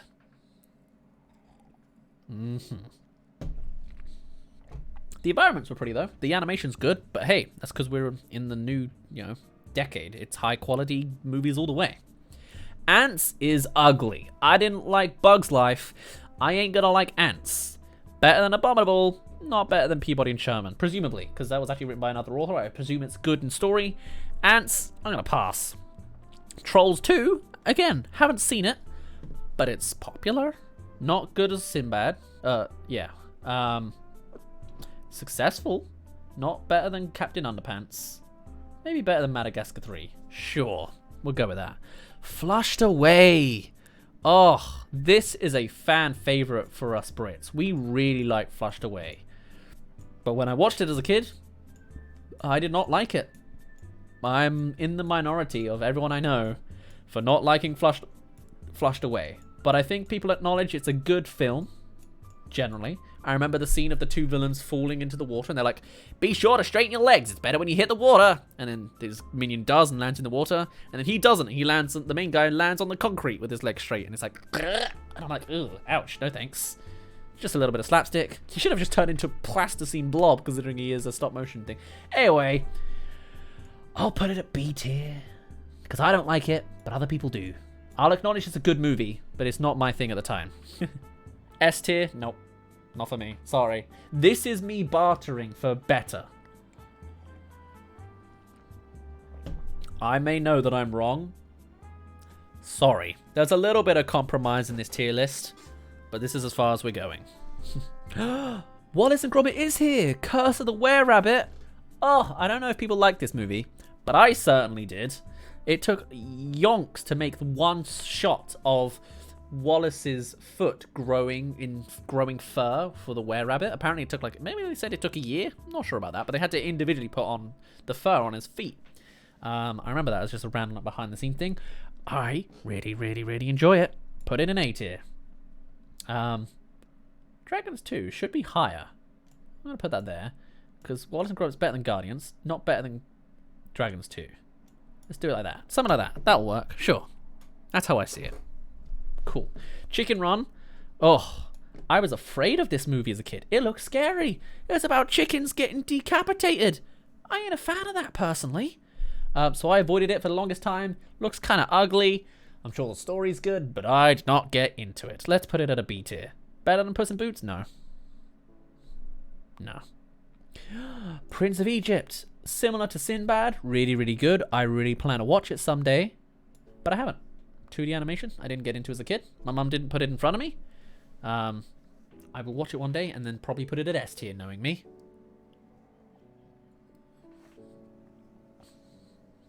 You watched the show Wallace and Gromit, not the movie. Fair enough. I do remember liking the wrong trousers and the penguin, the evil penguin in the train, going ch-ch-ch-ch. Oh, that's an interesting pose I'm frozen on. All right then. Oh, I'm so discombobulated, so upset. I don't even know what I was doing. I've got nice, calm Minecraft music in the background. I'm not allowed to be upset with this expression. Oh well. Hello again. Number 7. All right. Final 2. The final 2 DreamWorks animated movies. El Dorado. This is a movie I have seen. It's 2D. It's really good. I gotta tell you. In fact, yeah, I'll do it. S tier. I bet Prince of Egypt will beat it. Maybe Sinbad will. El Dorado is so fun. I've got the soundtrack. I listen to the music. I love the combination. It's great to see the Game Grumps in 2D animated DreamWorks form, you know? Camera froze. Don't worry, I'm already on it. Wow, how delayed are you? I apologize. Yeah, I'm not that far delayed. I look fine on there. But yeah, El Dorado holds a special place in my heart, I think. I just love... It's a shame how much 2D animation has died over the years. But this was a special gem to me. I'm sure there are better ones. Prince of Egypt will probably beat it, knowing how things turn out. But I'm glad I saw that one. And I'm glad I've got more to see, you know. Even though Me and My Shadow hasn't come out, and never probably will, it's nice to know there were some genuinely good 2D movies that did get made. And I haven't seen them all yet, so I've got more to see, which is just really lovely. And then Crude's A New Age, I ain't seen. Has it even come out? Is it Crude's 3 that's coming out? We'll put it next to Crude's, a little worse than the original. There you go. That's our DreamWorks tier list. A lot more conglomerated, because there's only 5 tiers this time. But Shrek's the golden, Megamind behind, a little bit of How to Train Your Dragon, and El Dorado 2. But boy, DreamWorks has a lot of crap as well, don't they? Like, these three are just, like, boring. This is generic. This is horrifying. This just does poorly. This is a terrible sequel. This is generic schlop. And then there's Shark Tale. Oh boy. Croods 2 is better than 1, you say? Really? Okay. There you go. I don't know these things. I'll watch Croods one day. It's nice to have all these movies I haven't seen. And to now know. Because I didn't know what movies I hadn't seen a couple of years ago, you know? I knew Pixar. Couldn't follow DreamWorks. Didn't know Sony Animation existed. I kept forgetting it existed. Illumination, we'll get to, and then, yeah, you just go from there. Who knows? That was my kind of status from before. But, moving on, we're done with DreamWorks. Illumination. Again, the tier list is a little different. We now have great, good, okay, meh, bad, and awful. And a slightly different color palette, at least that's nice. Not many options, which is fine by me. Again, I ain't seen every movie. There's not a lot of Illumination to watch, but man, I'm going to soak as much content as I can out of these movies. Let's be honest. Despicable Me seems like a really fun, crazy, inventive series to play with. Despicable Me 3, I don't think it did. I didn't see it. So we'll put it as meh. Does that sound like a good start? Because, I know the concept. There's a twin. I've seen that in TV shows all the time. That doesn't impress me. We'll see. I will watch Minions 2. Yeah, and we'll go from there. Again, probably coming out in like July time, I think. We'll see. Following that, we have Despicable Me 2. I did see this one. I remember it.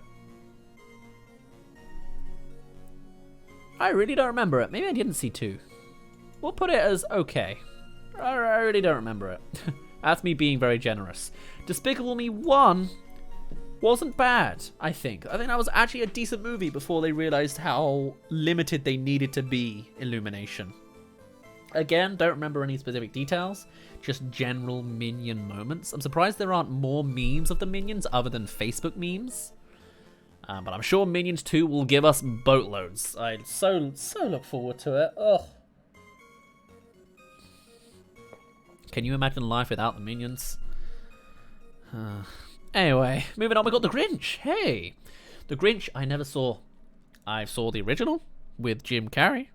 Seeing this one with Benedict Cumberbatch seems really, really strange. I like the slapstick look. I think people enjoyed it. We'll put it at okay. Are we going to get a single great? I'm not sure about that. I think this might be as good as it gets. Good with Despicable Me 1. Grinch is good by Illumination standards, fair enough. I think I did hear bad things about it though as well. I'm not sure. It's better than 2. Let's put it that way. Whoa. This music's going hard. My goodness. This must be some Pokemon remix. Fair enough. What am I looking at? Is that Hop? Oh, it is. That's so cluttered. Oh, God. All right. So, Hop. We watched it last Christmas. It was an Easter movie we watched over Christmas. Great fun. Really fun how it has that guy in it again after doing a road trip with Sonic. 5 years later, he does a Sonic-esque same road trip movie with this guy, Hop.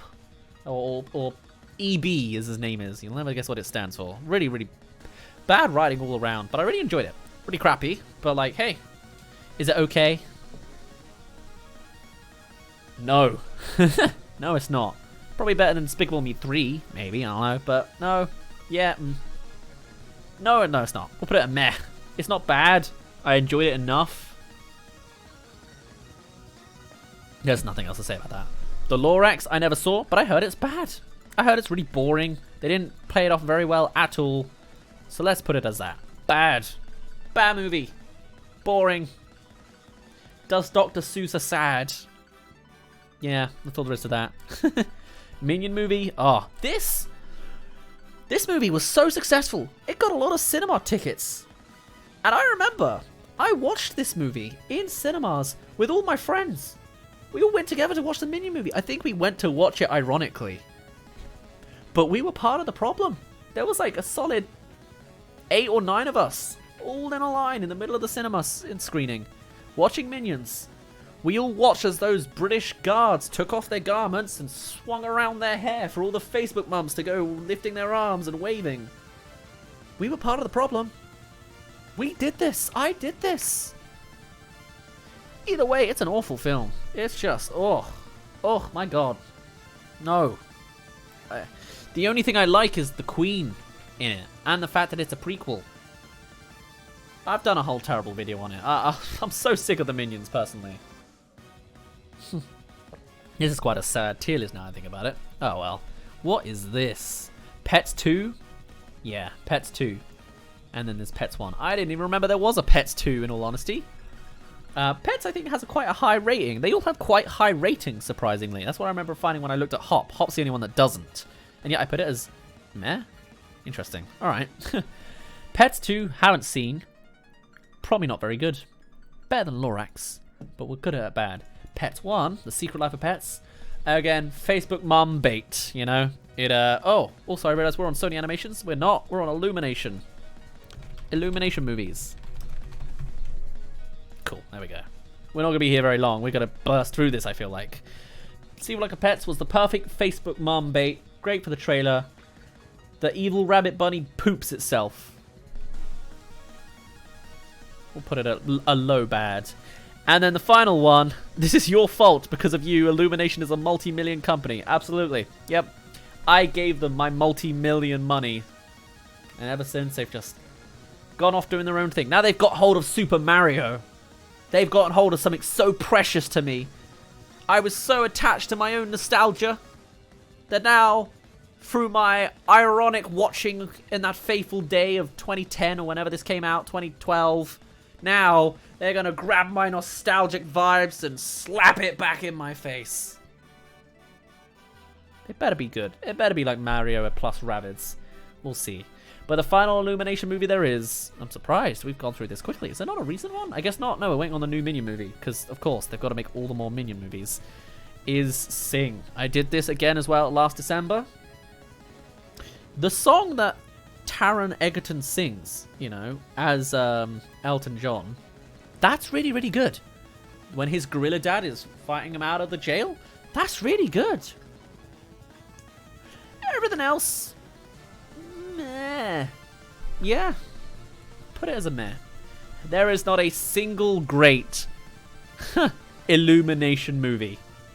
It only gets good when they started at the very beginning, and it's only gotten worse since. And yet their worst film is the one that's coming back. Of course. Actually, Lorax might be worse. There you go. At least they can't go that bad. But yeah, this one's coming back. Is it going to be good? No, it'll be meh. Right with number 3, I bet. Something like that. Oh well. Nice and quick, because there's so little of Illumination.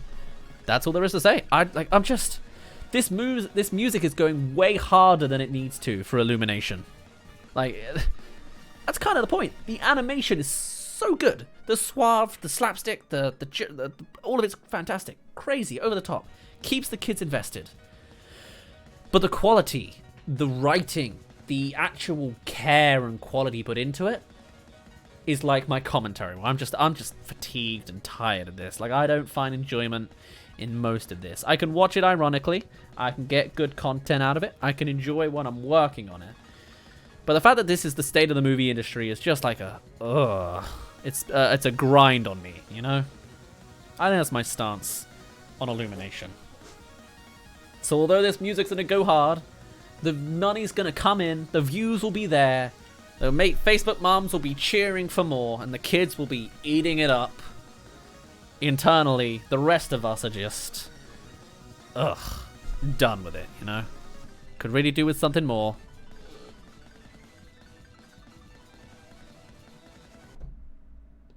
But there ain't. We get Mario next. Maybe it'll be good. Maybe they'll turn it around. But I don't have the highest hopes. Bit of a downer ending for Illumination, but hey, that's the movie industry as we know it. Ah well. Can't wait to watch Minions 2. It's coming soon. Ah well. Moving on, the final thing of the night. Marvel movies. We've now done all of the other ones that I wanted to do this stream. We've done Pixar, we've done DreamWorks, Illumination, and Sony. There were a lot of Pixar and a lot of DreamWorks. Not a lot of Illumination or Sony. Well, actually, there might have been a lot of Sony. Either way, I'm surprised there's so few movies here. There are 23 MCU movies, and here they are here. I have not been watching MCU movies since the beginning. I didn't watch Iron Man in 2010. I joined around the time of Guardians of the Galaxy. I watched Avengers 1 at some point, casually, skipped Age of Ultron, and then saw Civil War before it. So I was really confused when Vision and Wanda showed up. I was like, I remember that specifically. But now, I'm hooked. Seen them all multiple times. Love all the little pieces. And though I have seen that it is a little bit artistically void, a little bit dumbed down, and I didn't get into Falcon and the Winter Soldier because it was too long, and apparently a little bit problematic politically in some of the things it tries to portray. Apparently, based off of one opinion I got of a guy. I'm still into it. We're not going to go into the Marvel shows because I never get around to watching them, other than WandaVision, and I'll probably watch Loki if it's not an hour long each. But let's do one final marathon for every Marvel movie there is. There is actually 2 I haven't seen, I realize. Oops. We'll get to it. Actually, maybe 3. Whatever. Guardians of the Galaxy Volume 2. This is a movie that I didn't like the original of. I didn't like Guardians of the Galaxy 1. Because I don't entirely know why. Oh, no, I know why. It just, the humor didn't tickle me like it does everybody else. Something about it just was a little lost. I mentioned this earlier in the stream. Ben, go find it quickly. Sorry, Ben. I'll make a note for you to get that later. This one, though, I really liked because Marvel at this point had a thing of having really muted colors and not a very outstanding soundtrack. Guardians of the Galaxy 2 was the start of Phase 3, I believe, and boy did they pay it off with the colors. Just looking at this poster alone, if you can barely see it with its tiny pixels, they made space beautiful again. They showed all these vibrant colors, and me as a colorblind dude, I really appreciated that. Plus the story of his dad and how he's a planet, like a tumor-based story. I really liked how it came about. It's not the most fantastic, but it has a special place in my heart for just what it did do, at least for my eyes. I liked the somber scene with Drax and not Nebula, Mantis. Overall, pretty decent. I'm looking forward to seeing Adam and more of the Golden People, and Thor integrated with the Guardians of the Galaxy, if that's a thing. I don't know. Hello, Blue Diaz. Welcome back. We are on our final tier list, MCU movies. Let me know your thoughts. Ant-Man and the Wasp. Another one I watched. I've watched all of these in cinemas, essentially. Ant-Man and the Wasp, actually, I watched while I was in Edinburgh. I'm part of a comedy sketch show, if you aren't aware, and we go to Edinburgh Fringe every August. We're going this August, actually, but only for a week because of circumstances. But I remember this came out during that August time, so I watched it in a tiny little local cinema in Edinburgh, which is quite nice. The movie didn't blow me away. I liked the epilogue more because it was connected to Infinity War and Endgame. It was okay, you know, not bad. Not a bad movie. We'll put it at B because it does do some interesting things with its sizing elements. I like the story more than like the concept, I guess, but yeah. But yeah, that's how it is. Depending what week I might see you. I don't remember what you're referring to. Did I say something? I apologize. I missed that. But yes. Oh, depending what week I might see you. Ah, fair enough, Moo. That'll be cool. I'll let you know when I know myself. That'd be cool. That'd be really interesting. Yeah.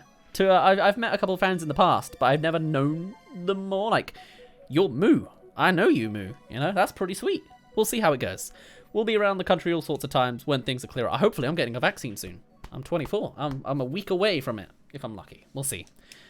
Anyway. Ant-Man. This isn't a song. Oh, it'll be afterwards.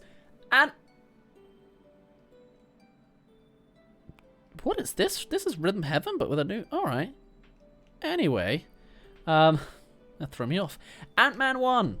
I like this more than Ant-Man and the Wasp. It's a really fun side piece. I didn't think I would like another superhero in the midst of this all, but Scott Lang's side project and the way his comedy works, I really, really enjoy. In fact, I like it more than Guardians of the Galaxy Volume 2. I just like how it all comes together. I love the ants. I love, I don't know, something about all of it is really, really fun. It's just a fun movie. It's a fun character. Like, Spider-Man is fun on the side. Ant-Man is the same, I think. Like, when I think of Civil War, Ant-Man and Spider-Man are my two favorites on each team, I think. It's 1:45 for you, so you want to be up early. See you later, Daz. Fair enough, Blue DS. That's all cool. Great stream again. Don't get to see them often enough. No, you don't. But that's absolutely fine. We're here same time-ish every week. So I'll see you in the future, Blue DS. Have a good time in your sleep. I'll see you next Wednesday. Or another Wednesday. You know, whenever. See you in a bit. But yeah, Ant-Man's just a solid side piece that I just really, really enjoy.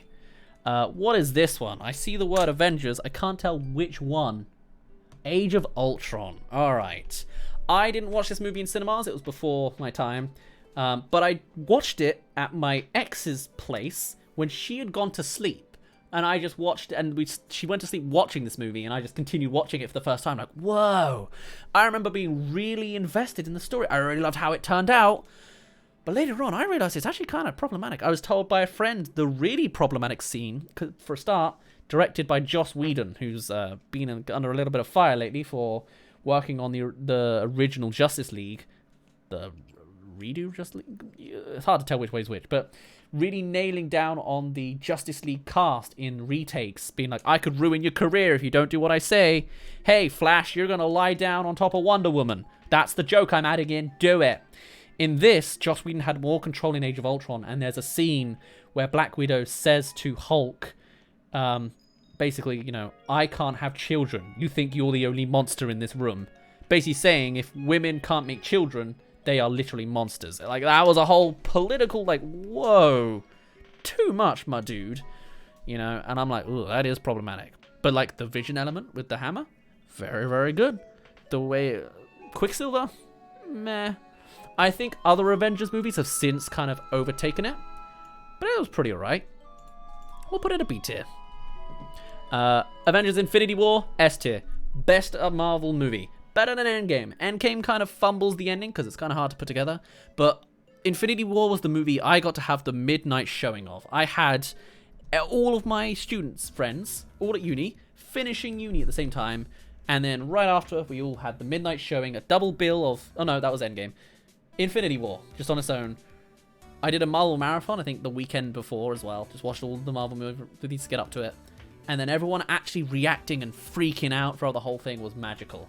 You know, when Guardians of the Galaxies first popped up, but they had, you know, space as the title card, everyone was like flipping out. And I was like, this is so right. It's my favorite cinematic experience of all time.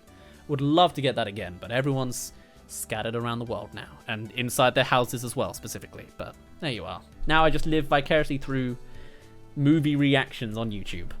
Black Panther was better than it needed to be. It goes hard. That is the soundtrack's fantastic. The characters are great. That's another S tier movie. That's a classic in the making. I mean, it's already been made, you know.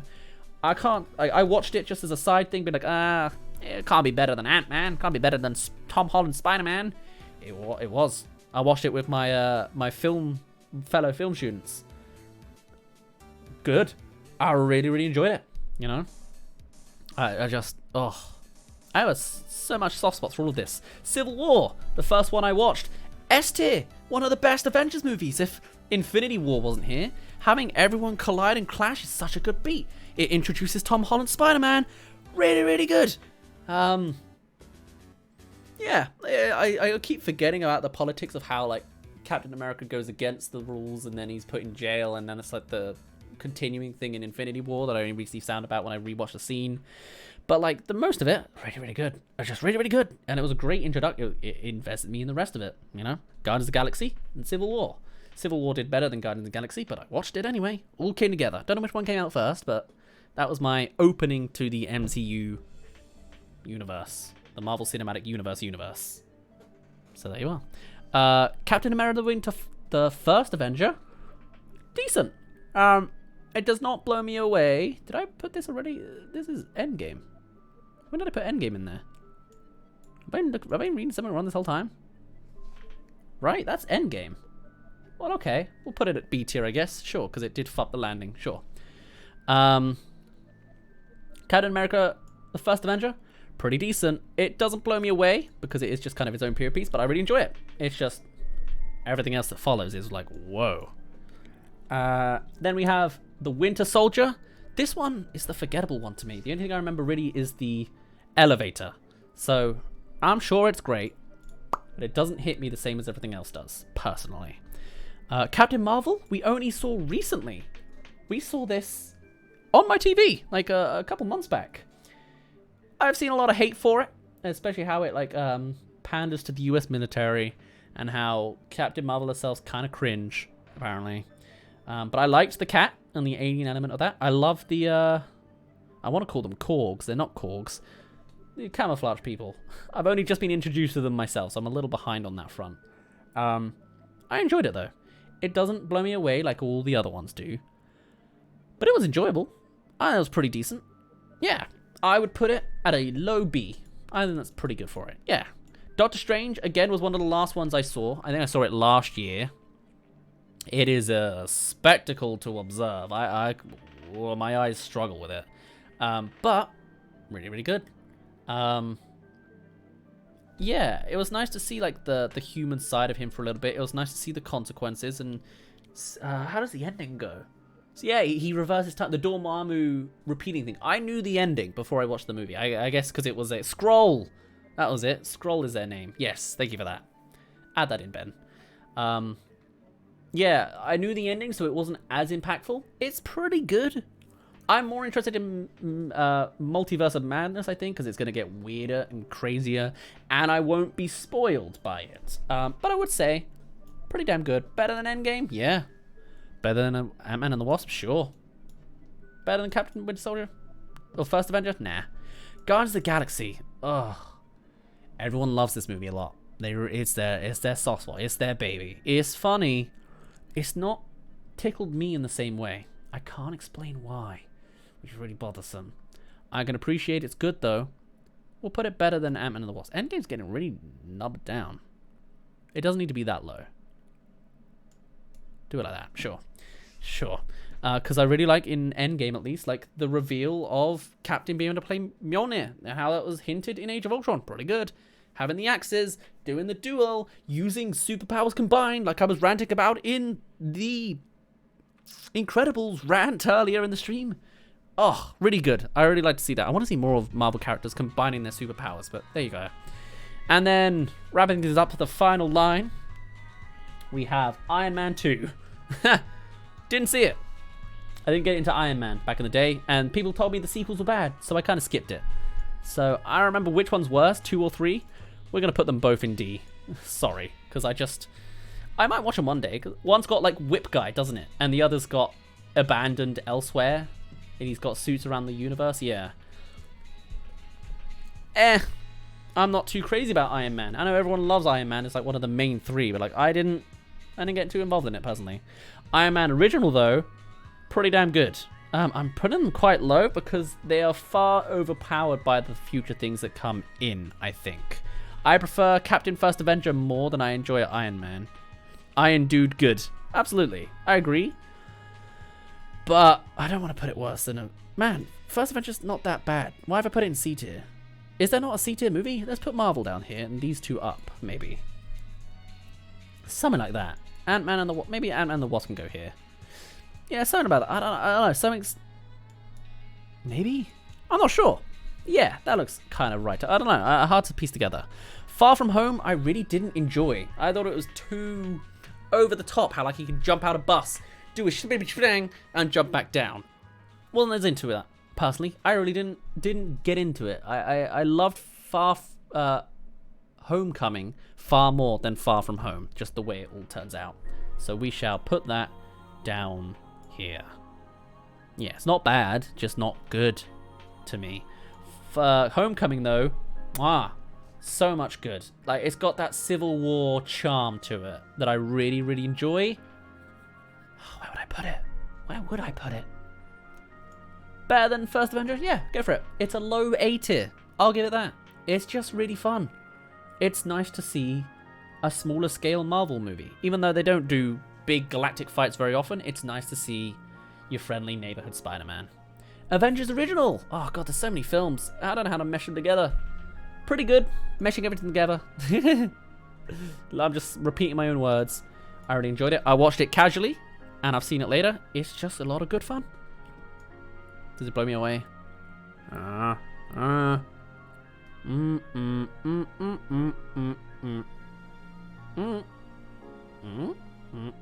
Low A. It's an A tier. Spider-Man better? No. Better than Age of Ultron? Yes. I'm slowly working my way up for what I'd like it to be.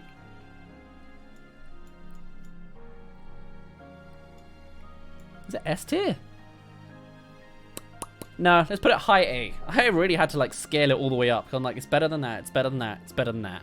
Avengers Original's pretty damn good, I gotta say. Hulk is not. Hulk is abandoned for a reason. I watched it a little bit years ago. Ain't that great. We'll pass. Thor Original? Yes, this is Thor Original. Fun. Where is Iron Man? There. And yeah, alright. I like Captain America the most. Thor the least. There we go. That seems collective nice there. Sorry, Guardians of the Galaxy. You're really getting kicked down, but oh well. Thor Ragnarok, though. Oh, that's an S tier. The comedy of Taika Waititi. Really good. Really love that. I want to see more of that kind of comedy. Wow, just comes around nicely together. They really did good this. Like, this is around the same time, I feel like. They had a really good phase. And then, of course, Thor the Dark World. Nah. We'll put that as another bad. That's pretty decent. There's a lot of decent movies in here. But 4 S tiers is pretty damn good, I think, is my kind of take. I'm a bit of a sucker, as much as I am a movie reviewer, and I know these films are a little bit dry in their execution. I love being able to shut off my mind a little bit and just enjoy a film. You know, I'm kind of sad that I missed the political conflict of Falcon and the Winter Soldier, because I feel like I probably should have used my platform to talk about it more if it was genuinely problematic, but I'll have to look into it myself and see it. But I've already passed that point. Hopefully other people have used that. I'm sure people have talked about it. I unfortunately missed it. I can just enjoy a movie that just turns my brain off. I might get sick of it, though. You know, I watch a lot of superhero stuff. Superhero fatigue is real, and they do kind of start to repeat, you know? So it's just one of those things. I hope Marvel can keep it fresh, because I want to keep enjoying them, you know? They flubbed the ending of their Endgame because of all the things they were trying to bring together. And the themings just didn't, you know. Infinity War is still my favorite, even though it's the bad movie, or like the bad ending, you know? It is what it is. But that's my thoughts on the MCU. I enjoy it a lot. I've seen it too much. I'm done thinking about it for a while. So, that's enough of that. So, that timed out quite nicely. We have 3 minutes left, and then it'll be midnight. So, I believe I'm going to end it off here. I wasn't sure if this was going to be an early stream or a late stream. Didn't know if we were going to talk until 10 or talk until 4. Apparently 12 was the answer. It's been 3 hours and 40 minutes of just me talking. We've had 4 pints of blackcurrant, 1 cup-ish of coffee. I'm done, dude. I gotta record a video tomorrow. I gotta write a whole video and record it. That'll be fun. But oh well. I've always wanted to do a movie stream and keep it up, and I gotta admit, people seem more invested this time. There was a good bit more chatting, because obviously I was talking to you the whole time, and also, I'll admit, viewers were pretty high. So, if you have any suggestions for other movie streams, do be sure to let us know. Hydrate, Cha-Cha-Chi.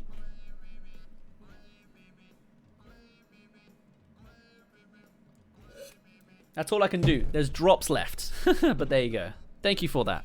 We'll pretend that there was a hydrate in there. It's only 7 p.m. Wow, that's impressive. It is midnight over here, if you couldn't tell. Yeah, I just said it. Cheers. Yeah, absolutely.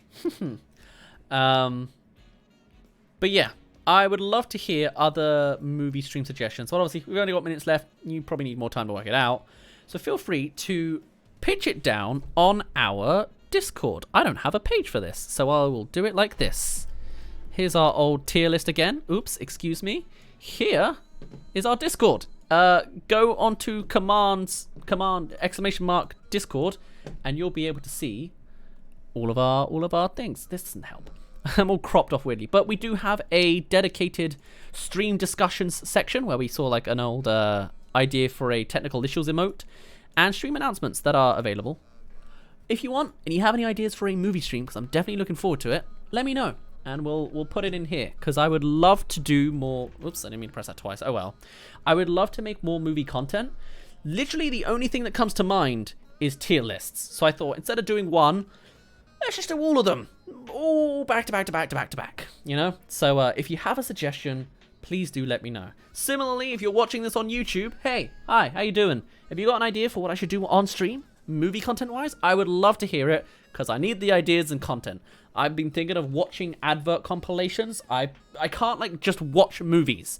I can review movies as a side thing, but that's only one video for, like, half an hour. I gotta find out how to get a whole stream's worth of content in some form. It'll be really interesting to see. I would love to do more. I need help. But anything you can suggest, or just other games you want me to play, things you want me to talk about in any form, would love to hear your thoughts on. Feel free to enter the Discord, or message it here, or message in comments, or contact me in all the different forms that I have. But otherwise, that's us done for today. This is a really weird, funky music that I enjoyed for my banger button, but there it is. I've been talking now for almost 4 hours. I have nothing else to say. But yeah, a DC tier list, not just a DCEU movies, maybe. Yeah, possibly. The thing is, I could do more tier lists. We'll have to see how popular they are on Dazzreviews highlights, as people seem to like the name, so we'll keep it for now. But I don't want to do just tier lists, you know? I can do some more. We'll see what the other options are. I haven't seen a lot of DC movies either, so we'll see. Studio Ghibli movies, yeah? Maybe? Think about it for a while. You know, my Discord's always online. Excuse me, I've drunk a lot. My Discord's always online, so feel free to go over there, give it a check, give you suggestions there. But for now, I best end it off here with this funky old music. So I hope you've enjoyed. You've heard all of my movie opinions and all the movies I haven't seen. I'll watch them all one day, and maybe I'll get a more cultured opinion in the future. For now, my name's been Daz. You didn't really care, and I'll see you next week. Bye-bye, everybody. Enjoy some music as we end it off.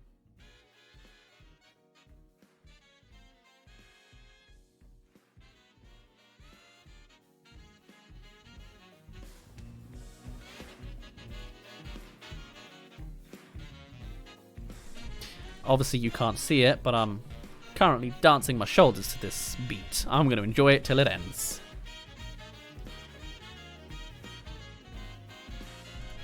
See you later, everybody. See you, Omega Star. See you, Moo. See you, Cha-Cha-Chi. Thanks for sticking around this long. I appreciate you. And anyone else watching any VODs or highlights, you're the best for making it this far. You're a real fan. You're an OG. You're a veteran. You officially have the title of veteran.